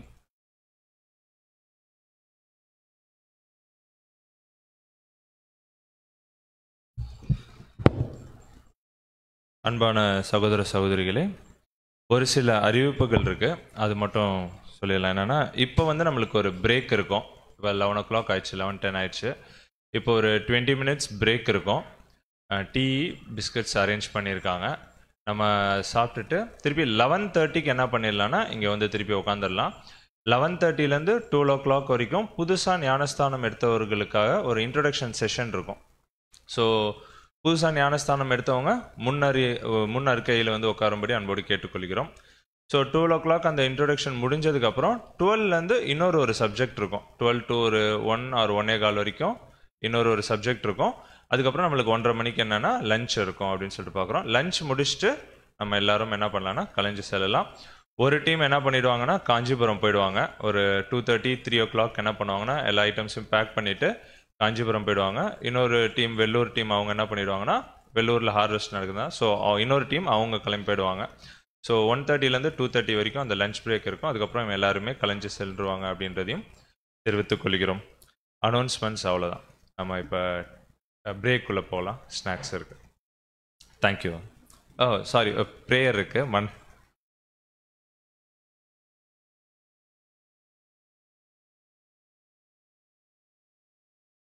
நம்முடைய ஆராதனையின் முடிவு ஜெபத்தில் நம்முடைய சகோதரர் அப்பன்ராஜ் அவர்கள் வழிநடத்தும்படி அன்பாய் கேட்டுக்கொள்கிறேன்.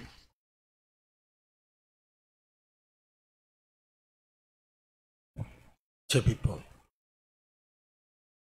ஜீவனுள்ள எங்கள் அன்பின் தகப்பனே, அப்பா பிதாவே, எங்கள் ஜீவாதிபதியான ஆண்டவராகிய இயேசுவின் நாமத்தினாலே இது உம்முடைய சமூகத்திலே நாங்கள் ஒன்று சேர்ந்து இந்த நாளையும் உம்முடைய கிருபை நிமித்தமாக உம்மை நோக்கி பார்க்க கிடைத்த மட்டில்லாத அழகாய் நன்றி செலுத்துகிறோம். இந்த நாளிலும் கூட அன்பு சகோதரன் மூலமாக நீர் எங்களுக்கு கொடுத்த மட்டில்லாத தயவான வார்த்தைகளுக்காக நன்றி செலுத்துகிறோம். நாங்கள் எப்படியா இருக்க வேண்டும், எப்படி இருக்கக்கூடாது என்பதை குறித்தும், எப்படி இருந்தால் எங்களுடைய ஜீவிய வாழ்க்கையிலே நாங்கள் எப்படியா ஜொலிக்க முடியும் என்பதை குறித்தும் நாங்கள் பார்க்க முடியாது எங்களுக்கு கிருபை செய்ததற்காய் நன்றி செலுத்துகிறோம். விசேஷமாய் தகப்பனாய் கர்த்தாவே, இந்த நாளிலும் கூட புதிதாய் உடன்படிக்கையில் கலந்து கொண்ட அன்பு சகோதர சகோதரிகளையும் உடைய கரத்தில் தாழ்த்தி ஒப்பு கொடுக்கிறோம்.